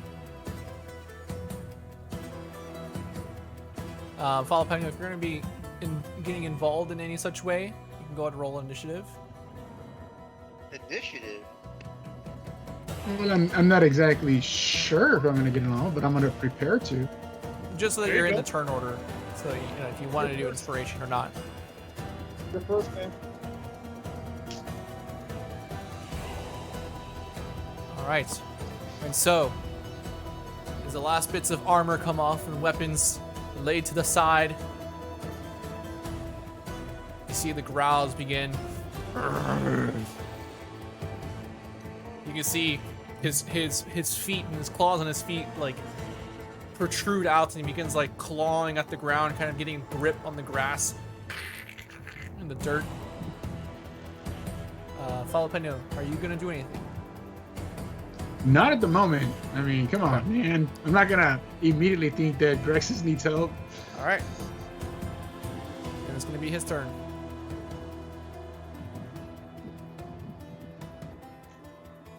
He had.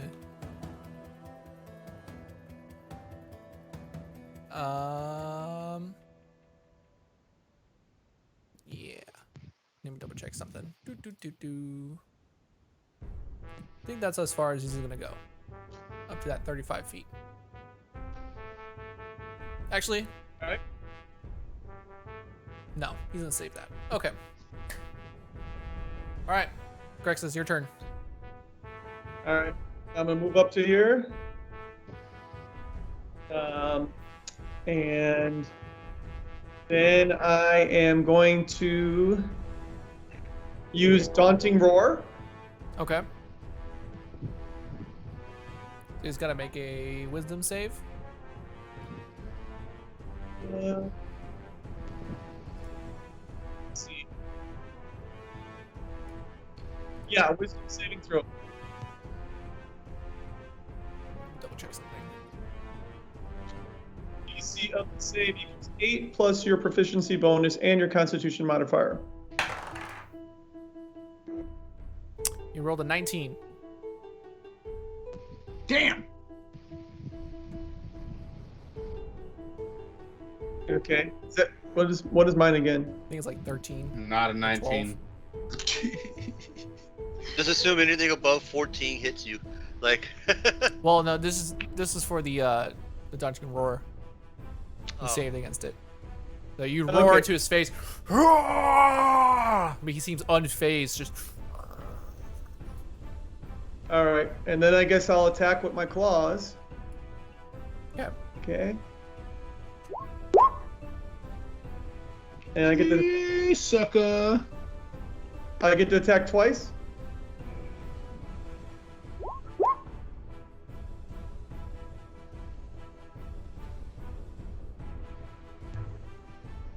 Let's hope he has a dex of 1. So 11 to hit.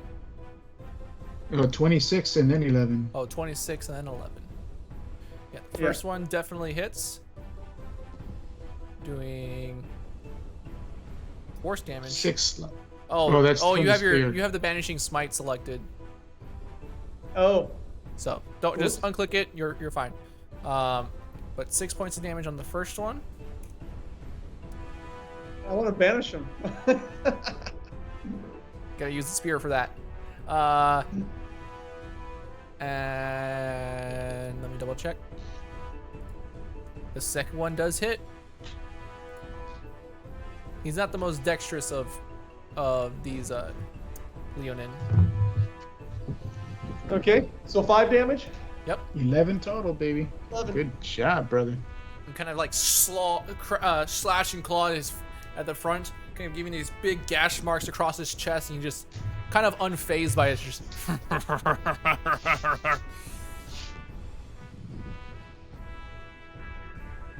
Is that your turn? Well, I already did the bonus action, so I don't think there's anything else I can do. Not really. All right. Jalapeno? I'm gonna get my lute out and I'm gonna start strumming like this really fast beat. Kind of like really try to get Like the ambient. Yeah. right. Just start Like playing noise. it really hard and As you're doing that, you see like some of the other Leonins like pulling out the like drums and Hell yeah! like a big like and chant. I am going to Some of the other Leonins are like slamming their spears on the ground. And just... Yeah, I'm gonna kind of start, like yelling out these lyrics of like, you cannot fight the Grexus, for his shadow will, overcome you and stuff like that. And I am going to give -d6 for the next attack from this other Leonin to kind of make him feel a little fearful. Okay. These unsettling words of my lyrics and music kind of wash over him.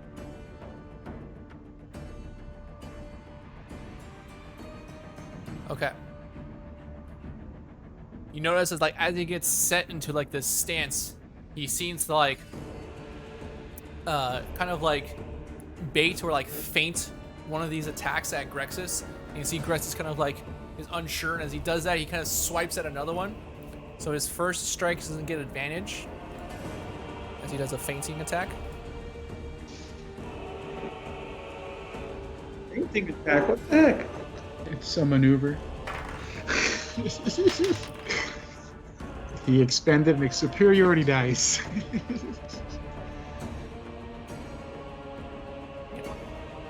That is going to be a... Hold on, let me double check on this.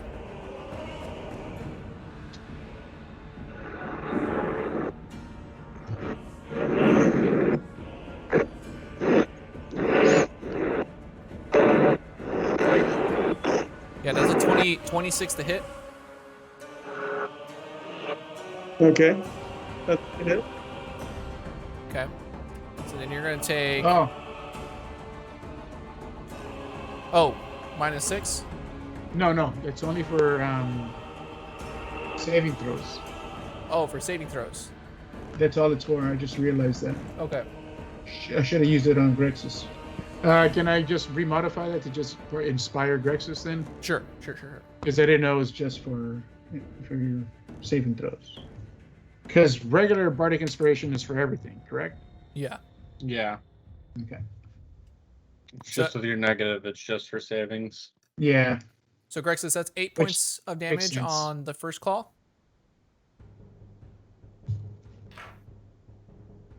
That's how much he did? 8 points on me? Yep. Okay. And then he's in. He's gonna do another attack. this one not an advantage. So that's gonna be 19 to hit, Crap. Yeah, you got. and that's gonna be. Ooh, that's not good. Where is it?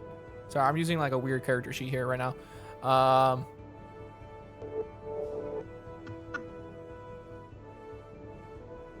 Hold on. Oh yeah. So 6 points of slashing damage on the second one. So 14 total. Yeah. Okay. And then he's gonna action surge. Oh, you the fucking. He's a battle master, man. Yep. Crap. So he's gonna get 2 more hits. 2 more attacks. I'm gonna die.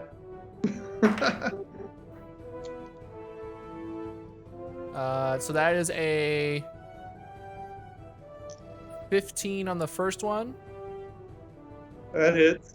and a 20 on the second one. That hits. That is 9 points of slashing Uh, and then 7 points of slashing. 16. All right, I'm down to 49. You guys see these two just large, like muscular figures just cat clawing each other. Remember, you're bardically inspired, Grexus. That's gonna be his turn. Okay. Oh, wait a minute. Okay. I am gonna use my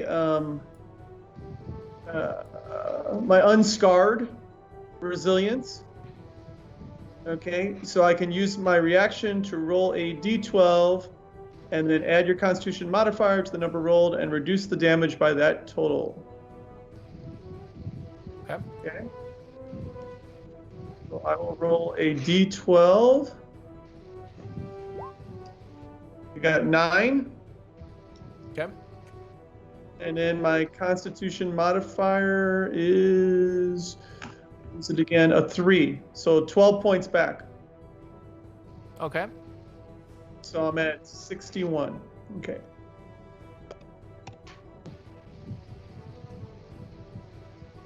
All right. And that's it. Okay, I don't get to use that one again. Remember, Grexus, you have something called Eroa's Disciple. And so you can, like, you remember, use your God's abilities, man. The things he gave you. Do you Oh, remember those things? this one. Yeah, so he can't gain advantage on you for a minute. There's all these things you can do. Let him use his character. Well, I'm trying to help someone who hasn't played Theros in a long time. This is very different from the red box set. from wizardry. Right? Okay. All right. Okay, so it's my turn? Yes? Yep. Yep. Yes. All right. So yeah, so I'll do as my bonus action. All right. I'll do that Hero's Disciple. So I have the benefit did for we come 1 around? minute. You did my turn. We haven't gone since my turn, right? No. Okay. Yeah, after you slap him around. Yeah, okay, yeah. Yeah. So Grexus, it is your turn. Okay. So Hero's Disciple. So for 1 minute, creatures within 30 feet of you can't gain advantage on attack rolls against you. Okay. Okay. And then I guess I will attack with my claws. All right. Come on, claws. Here we go. 26, Nice. 14. They Both. should both hit. Both of those hit. Doing 14 7 points of and 7. damage. Yeah. All right. Jalapeno. Just gonna keep playing some music, and every now and then I'm gonna look for the hottest looking Leonin girl down there. There's a few of them, kind of like watching from a distance. Yeah. So my divine smite is magic, though, right? Yeah. It's divine. Yes, it's You magic. can prove you can prove to them that the gods do exist.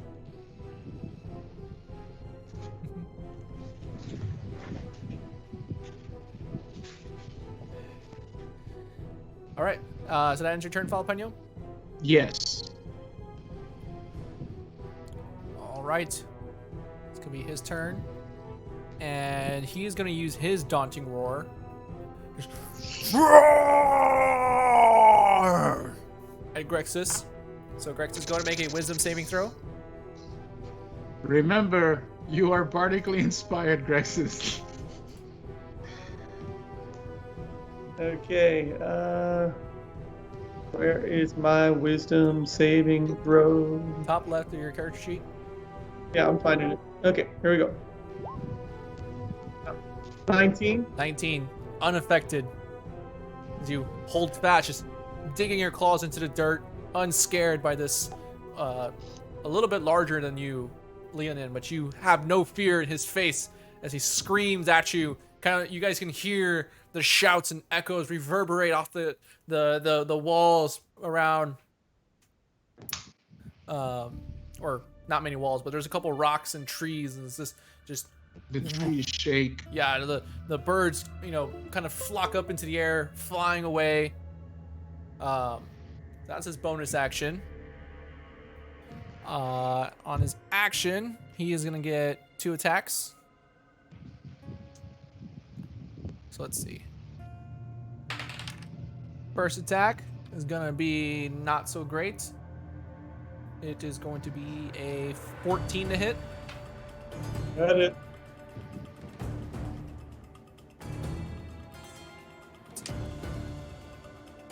And that's going to be 7 points of damage on the first one. And on the second one, it's going to be... Ooh, that's better. That's an 18 to hit. The hits? Yep. I think his AC is 12. Yeah. Yep. AC's 12. Just making sure. Okay, and that's another 7 points of damage. Right? 47. All right. Grexus, you're up. Okay. Beat his ass. All right. Okay, what else can I throw at you here? Let's see.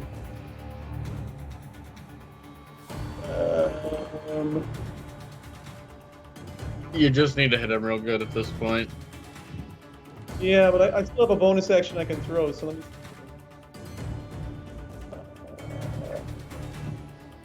Yeah, I can throw Peerless Athlete as a bonus action.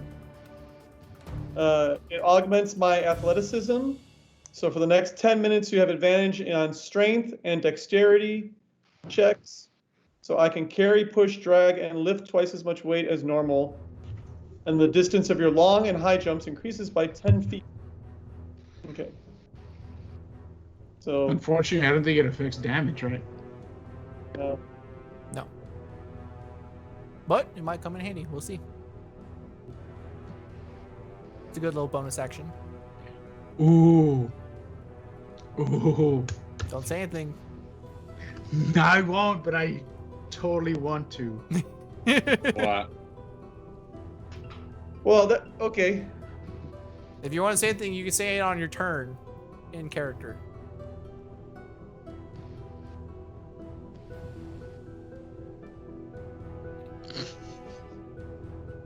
Okay. Matt, Max, text me whatever it is. Or message me on Roll20 or whatever. What do you mean? Oh. Whatever you're planning. Go ahead, All Grexus. right. It's your turn. You still got an action and you got movement. Okay.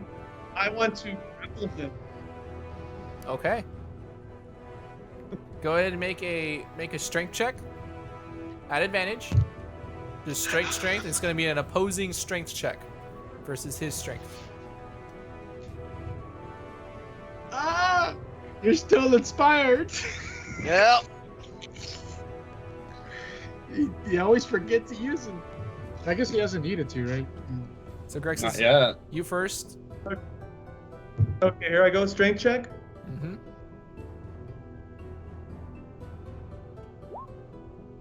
Oh, Jesus. An 11. 11. Ah, Use your D6. Okay, I can use my D6 though, right? For inspiration? Sure can. Yes. Don't ask permission. Tell him you're using it, Chris. A 1! Oh my gosh.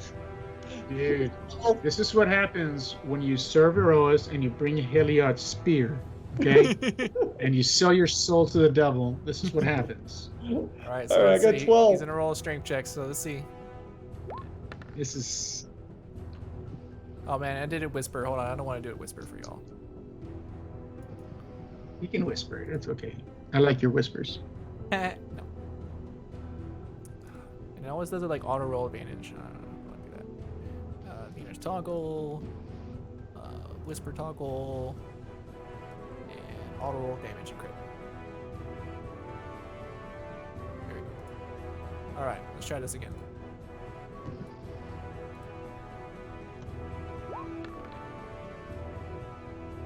Oh, he failed. Yes! Yes, that is so funny. You guys want to So know crazy. the first roll was a 14. I re-rolled it to an 11. Wow. So Grexus, Okay. you grapple him. You wrap your arms around him, and your legs kind of, grabbing around. And you pull him down. You're holding him there still. That's your action to grapple him. But you're holding on. Oh, that to was him. my action? Yes. Yep. But you are holding. Okay. You are I thought holding on to him. grapples for attack actions. What's that? I thought grapples were attack actions, so like you can use one of your attack actions to grapple. Yeah. So I- he has two attack Wouldn't he have another attack? No, because it's like it's not like you're taking that action to grapple. If that makes sense. Like you're taking the attack action. Like there's like you can take the dodge action. You can take the dash action. get it. The attack action is like it still counts as an action. Like you still have bonus actions and movements and stuff, but it's So not. it's not like when you. It's when not you an say attack. Yeah. I got you. Because when you take attack and at some point you get two attacks, it's not like you can make one of those two attacks a grapple and the other one is the damage. portion. Correct. It's still an action. Okay. Yeah. All right. But the good thing is now he's held. So like in 5e, when the next turnaround comes and he's still holding on, then he does 2 damage things with it. Because he has him held. Is that how it works?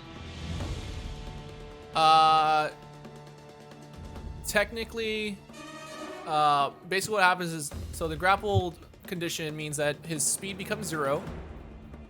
The condition ends if the grappler becomes incapacitated.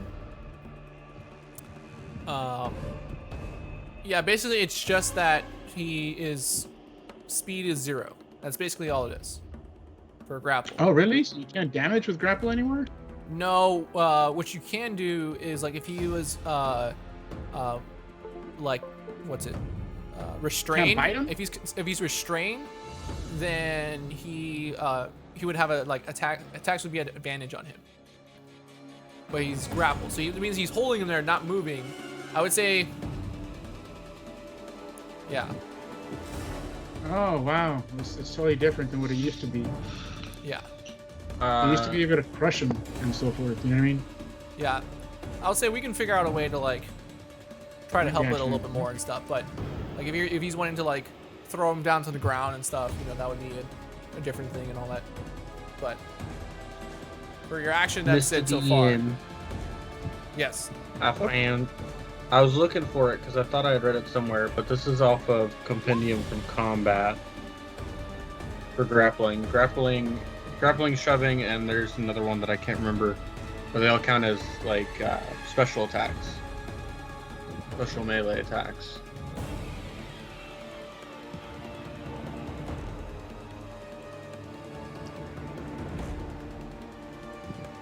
Because I was planning on making a grappler because the plan for that grappler was like they would grapple and then shove and hold them on the ground to pin, and they would have to have extra attack to do both in one turn because they take one of your attacks.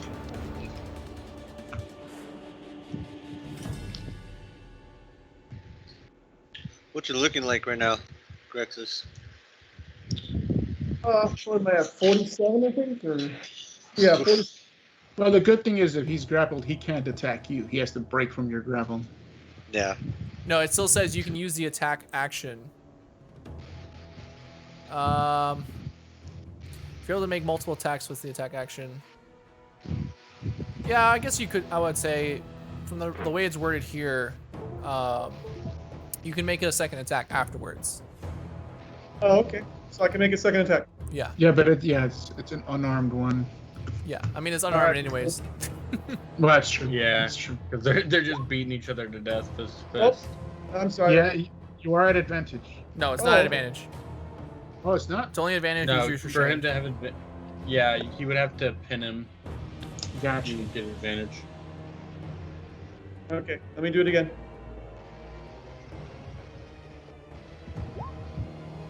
16. 7 damage. 7 damage. Alright. Alright. Jalapeno, you doing anything?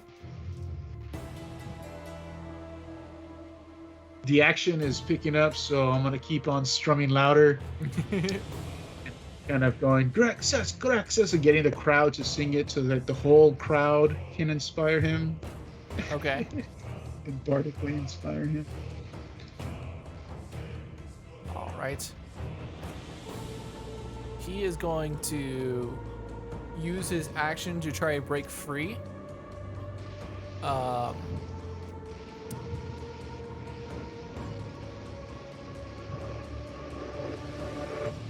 Trying to think if this would be I believe this would be a strength saving throw, correct?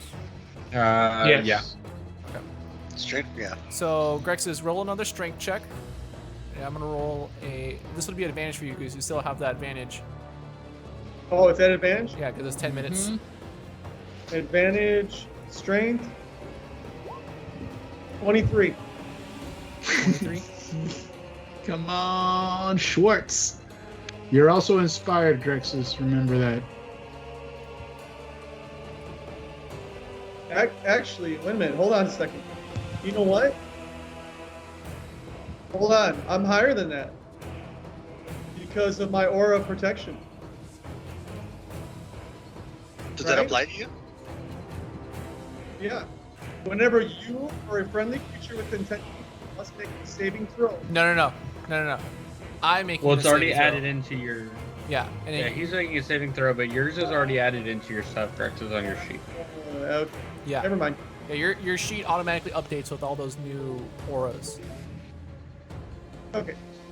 All right. Never mind.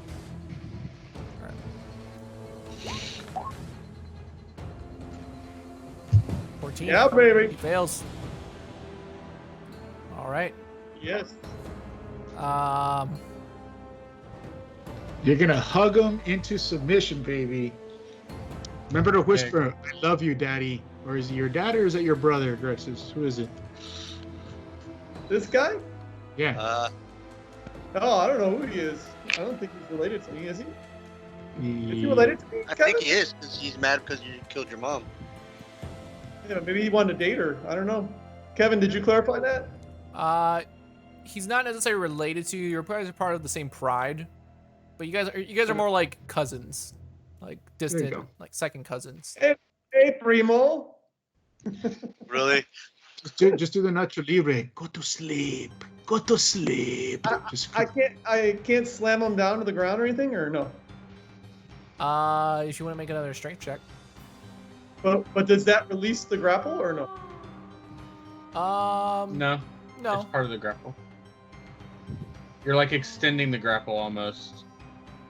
But Because now okay. you're grappling him on the ground and just holding him down, so Are you're pretty you- much proning him. Are you trying to slam him, or are you trying to like Pin him. hit him? What are you trying to do? Well, Are you whatever's trying- better, are, I guess. Are you trying to get like full mount? You trying to do like a arm bar? Like what are we trying to do here? Yeah, Some Malaysian jiu-jitsu, bro. That's what this Yeah, is. bro. I want to slam him down on the ground and mount him. Yeah. Okay. No. You wanna get behind him, rear naked choke, bro. Let's go ahead and make another strength check. I'll do another strength saving throw. And you're still inspired, Grexus. Don't forget these things. Oh yeah. Oh! Wait, Grexus, you're at advantage. No. Hold on, I didn't have an advantage. Roll it one more time. Like don't roll the don't click on advantage. Just roll it one more time. Come on. Watch, there's another nat one. Yeah. 11. No. Just enough to, as you guys are there, Grexus, you're able to flip him over onto his back as you kind of straddle and mount him.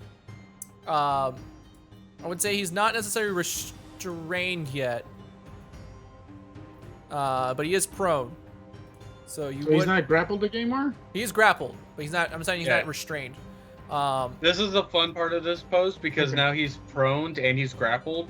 The only way to get out of proned is to move, and because grappled, he can't move. So he's got to break Grexus's grapple Yeah. so he Before he can can then move. get out of prone. And at the same time, because he's prone, Grexus has advantage to hit him, and the guy has disadvantage to hit Grexus. Yeah. Yep. So Grexus, It's a Okay. fun little maneuver. Now I can attack him one more time, right? I will Yeah. allow it.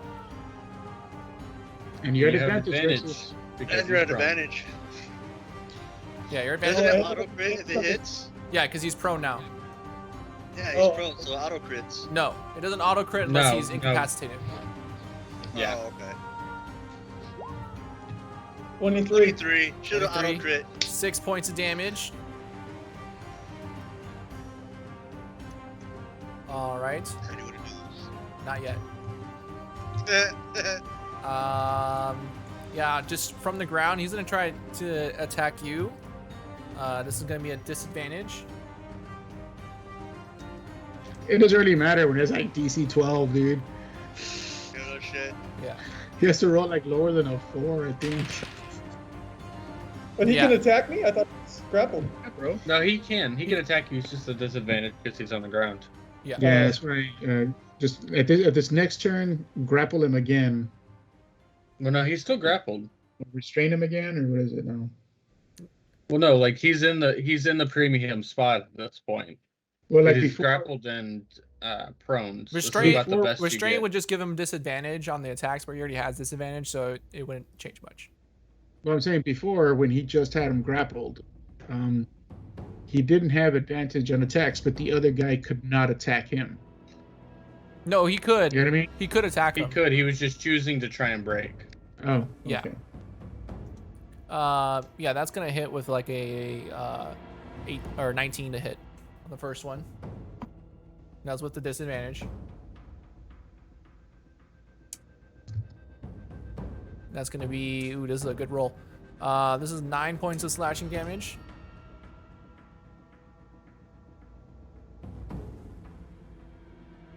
I'm sorry, how much? 9. 9. 9 9. points. 9 points of damage? Yeah. Mm-hmm. Dang. And then he's gonna spend another superiority dice to do another fainting attack as a bonus action. He can't gain advantage. Well, he'd be regular now. So because he's at Yeah. disadvantage, he gives himself advantage, which puts him at a regular roll. But he can't gain advantage on him because he has that gift of heroics thing. Mm. You know what I mean? He activated the level 25 thing. Oh, for his piety. Yeah, heroic disciple. Yeah. Can't gain any enemy can't gain advantage on you.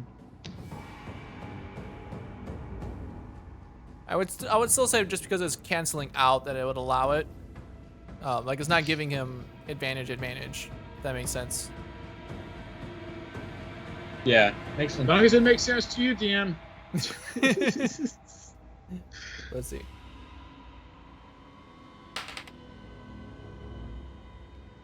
That would be a. You roll an 8.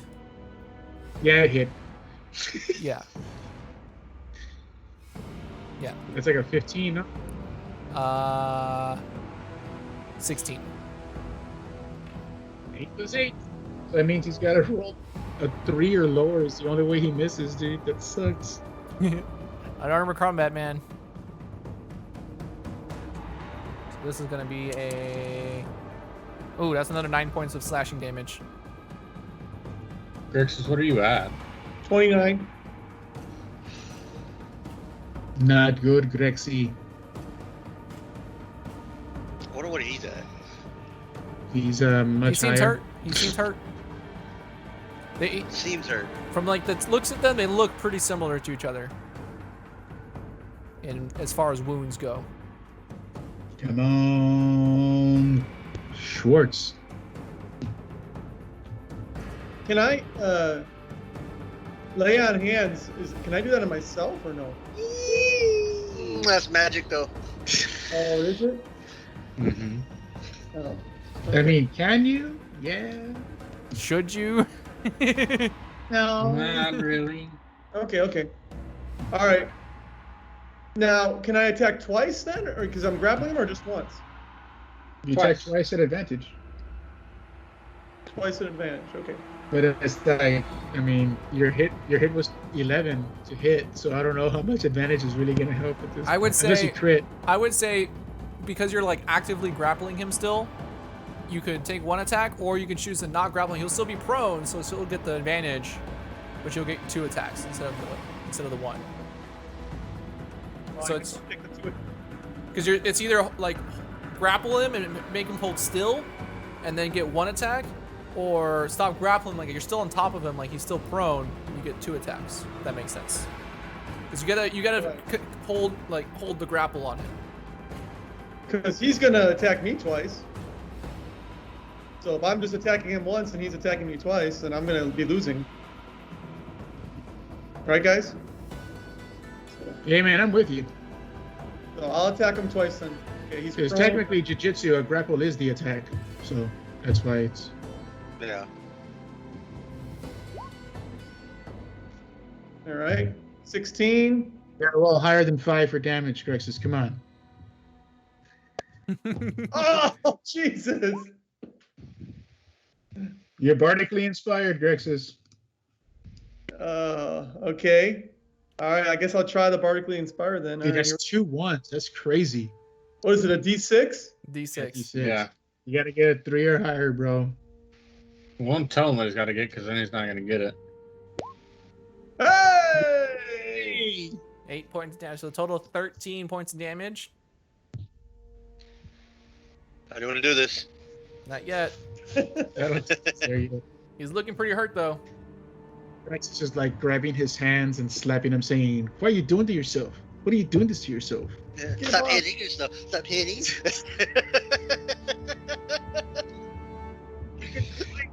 In battle and gain glory. What glory is in this? That's what you say to him? Yeah. It says, "What glory did you give our matriarch of our tribe? Of your own matter? You showed her It was no an glory. You showed her nothing but was- shame and death." It was an accident. Kick his ass, Seabass. Why would I kill my own mother who I loved? Let's talk more punching, Grexis. Well, it's his turn. You're up, Jalapeno. It's your You're going to turn. need to bardically inspire him again. Right, just in case. No, I'm gonna, I'm saying that, remember remember your mother, remember your honor, remember why we're here. And I'll use my second to last bardic inspiration. Damn. Okay. Well, all the way while strumming that, Led Zeppelin music on the lute. All right. So with that, as technically Grexus is no longer grappling him, he's still prone. He's gonna try to move away. He moves at half speed, but Grexus, you get an opportunity attack on him. Yeah. As he's gonna try to like kick off the ground like through your legs and come out the other side. Woo! 20. 20. That hits. Another 5 points of damage. Why don't I get 5 points of damage? I got 20. He is. I get 8 damage. Hold on, I need to double check if this is an action or not.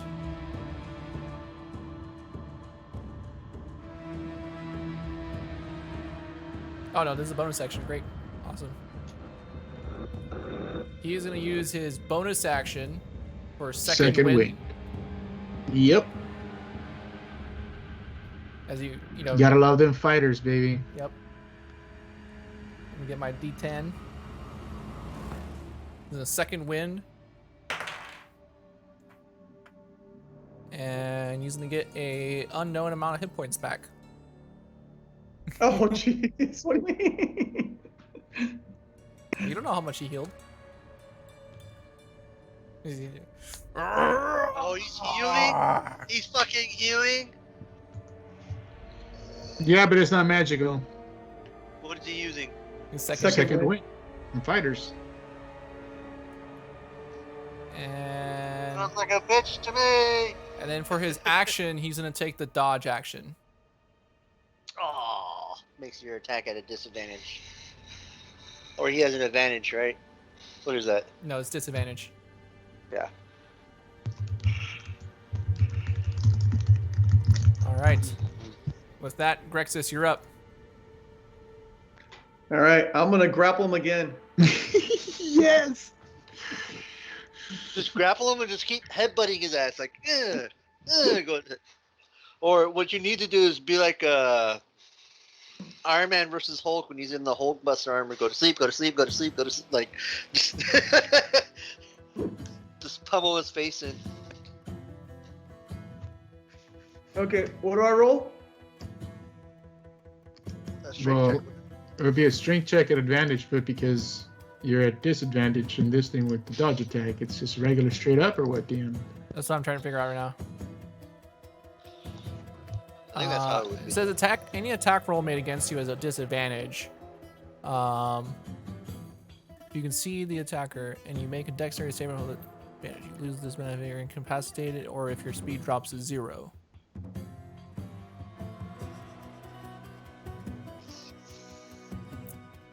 Yeah, I would say let's do it at disadvantage, so it would just be a straight roll. So make a strength check, and I'll make a strength saving. Without advantage. Without advantage. Without advantage. Yeah. Just straight up. Great strength check.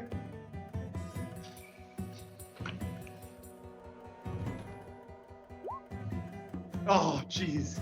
You're inspired. Okay, let me try the inspiration here. Come on, give me a 6. Oh, jeez. 10.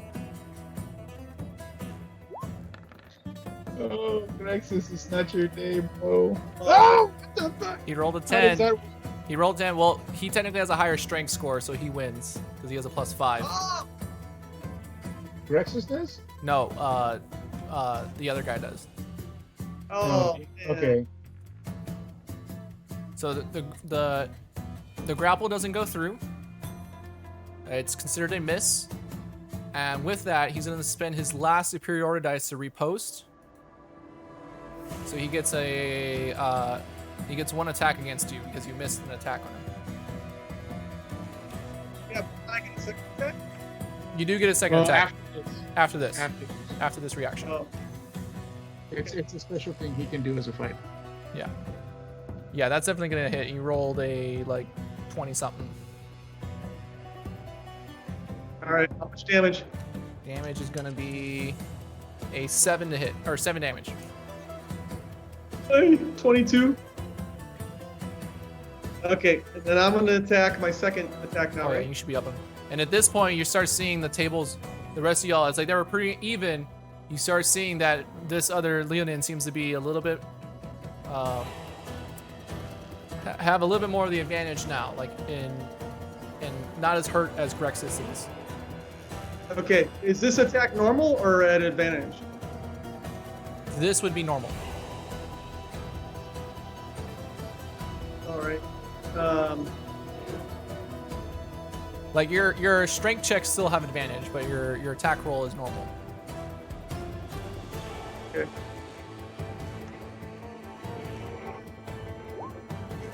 Gosh, dang it! What kind of crappy rolls are these? Those are what called Kevin's influence. All right. Jalapeno, you're up. I'm gonna use the last bardic inspiration. I'm doing the same thing, realizing this is not looking good. All right. And then I'm gonna action surge and bardically inspire him again. I'm just kidding. I was like, I don't know if you can do it twice. Or double dip on him. All right, so he's inspired. What do you say to him to inspire him? I tell him to not lose faith, not lose hope, and think of Erois. To find Erois in his heart as I strum this guitar and I give mean faces to the other Leonin. All right. It's going to be his turn. He's going to try and grapple Grexis now. Good choice, guy. Good choice. He's going to try. I completely support this choice on him. He's going to try and grapple you, Grexis. So I need you You're to make a advantage. strength saving throw. Advantage, Grexis. Punch him in the face. Strength save throw. Yeah, you're at advantage though because of your thing. Oh, I'm at advantage. Yes, sir. Not for saving throws. Yeah, for strength saving throws. Is that what it says? That was just strength Yeah. ability checks. Ability checks and saving throws, I believe. Yeah, from his thing, or whatever. Maybe.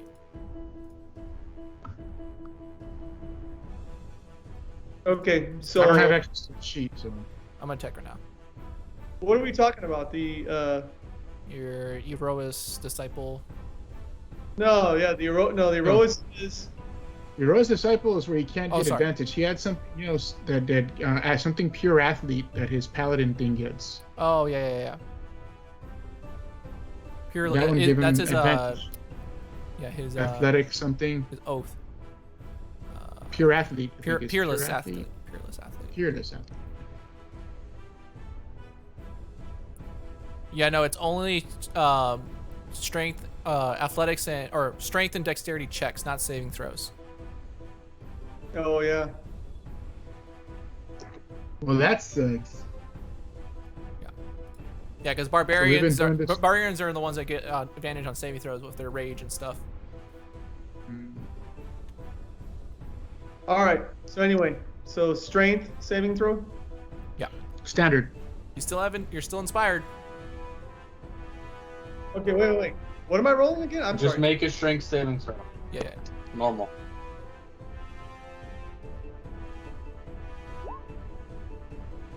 All right. 12. He You're passed. already inspired. Okay. No, they're tied, unfortunately. Yeah. Well, I mean, on a saving throw, he just has to meet. Yeah. Is that it, Kev? I believe so. Or is it the one whoever has the bigger modifier win? Thing is, As long as he meets their whatever modifier. I'll allow it. Okay. I'll allow it. So Grex, as you save, as you barely you feel the strength and power of this chieftain kind of grab around you and hold you tight, but you're able to break his arms off. He's gonna get one more claw attack in you before this. Because the grapple was his first attack, and that's gonna be, he rolled a natural 5, so that I believe that's gonna hit. Right, because he has to get lower than a 3. Yeah. I think so. If he has +8 to hit. Yeah, so you roll a 13. That's gonna hit, so that's gonna do... Oh man, I rolled terrible. 6 points of damage. Down to That's- 16. That's terrible. That's what Grex has been rolling lower in that all fight. All right, my turn. Well, it's a D4 plus 5, and so that's the lowest he could get. All right, my turn. Yep. Okay. I guess I'll just do my 2 attacks and pray.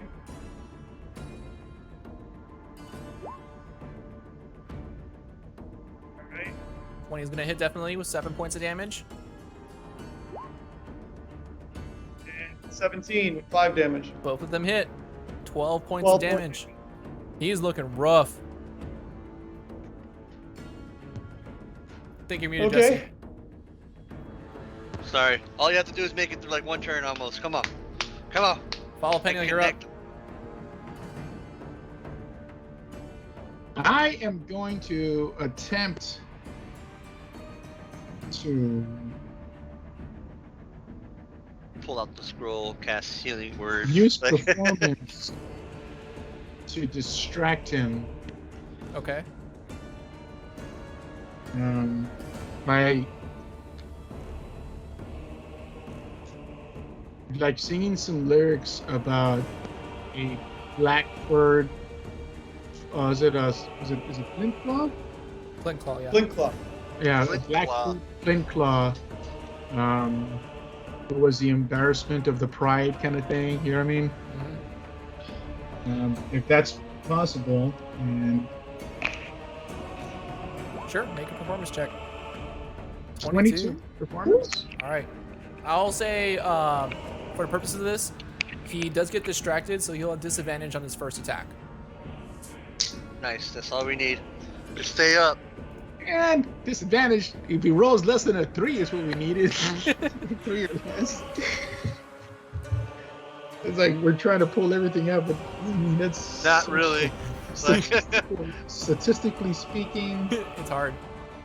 these two Yeah. guys are just gonna slap each other silly. It's like that Russian slap competition that they have. Yeah. That's what's going on.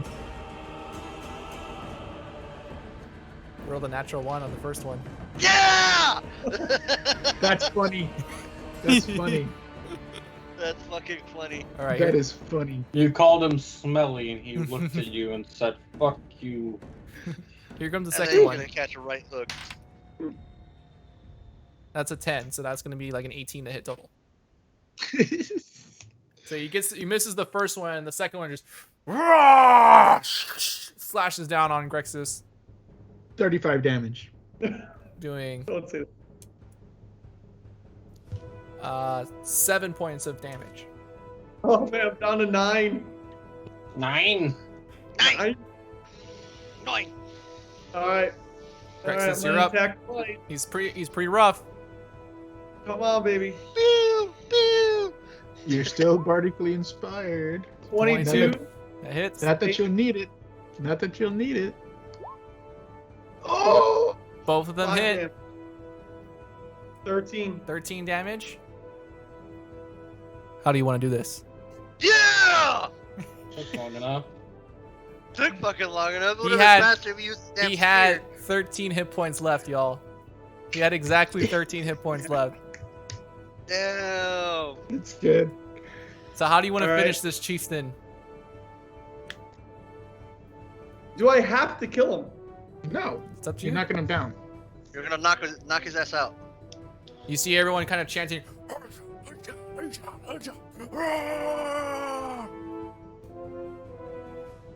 All right. How do you want to knock him out, though? Yeah, how do you want to knock him out? You're in your UFC fighting ring right now. Like, I roll to his back and get him in a rear naked choke, and I just choke him out until he passes out. All right, you keep choking on him. He's his claws like digging into the ground, kind of ripping up the earth and dirt, and he can start seeing like the stars in the sky start going black as the tunnel vision enters, and you know many people are telling him to like tap out and quit and stuff. He's Just like Max in Jiu-Jitsu. He just It's like what, exactly it's, what it's like what you did to Charlie, Dad. yeah. But you see what just like with his pride and like his ego, he refuses to tap out, so he goes unconscious as he hits the dirt.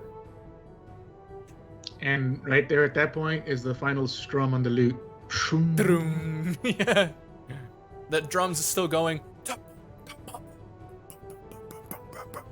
I'm gonna run in to the circle and just kind of help Grexus up.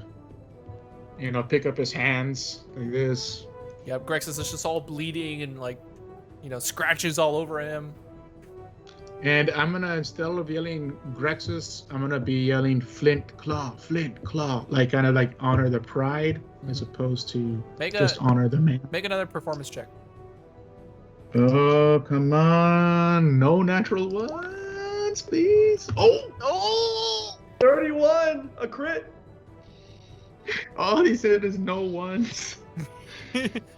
You see, as all the other spears and drums come to a stop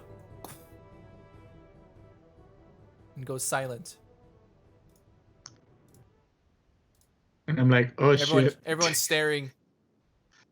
And as one voice, you see a Johnny step out from into the ring, says, "Behold, great tribes of Oreskos, your new chief of Flintclaw.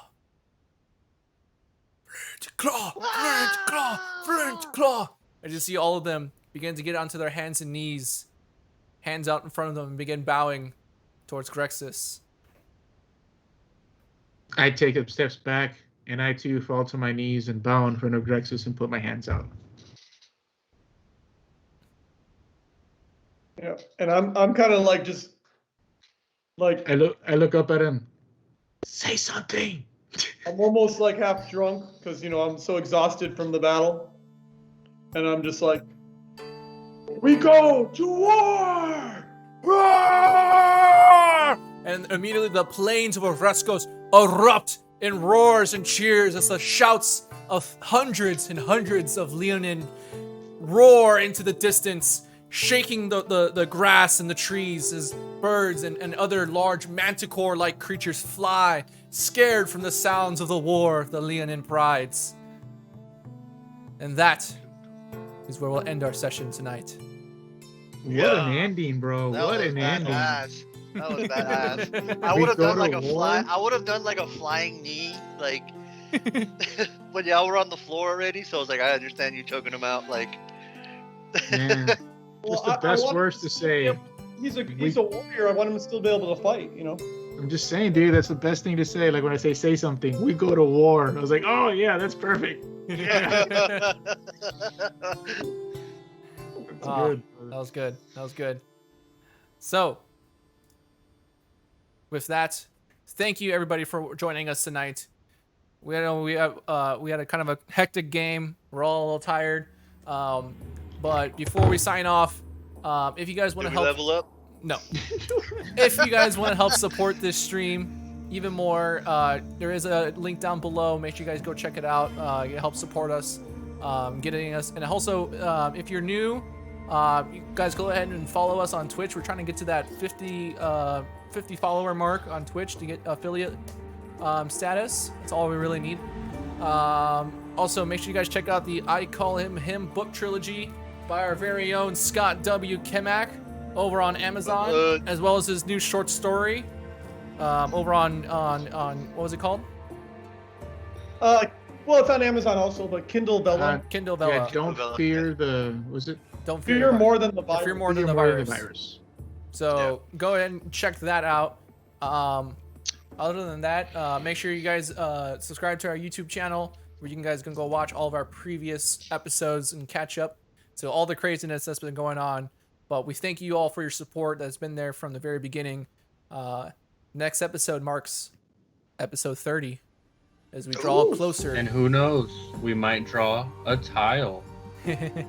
Yes. I don't know what you're talking about. But as we get closer to the end of what seems as this first arc of our game, approach episode 30. So thank you guys for watching. We'll catch you next Saturday at 7 p.m. Central Standard Time on this channel. Good night. Night, everybody.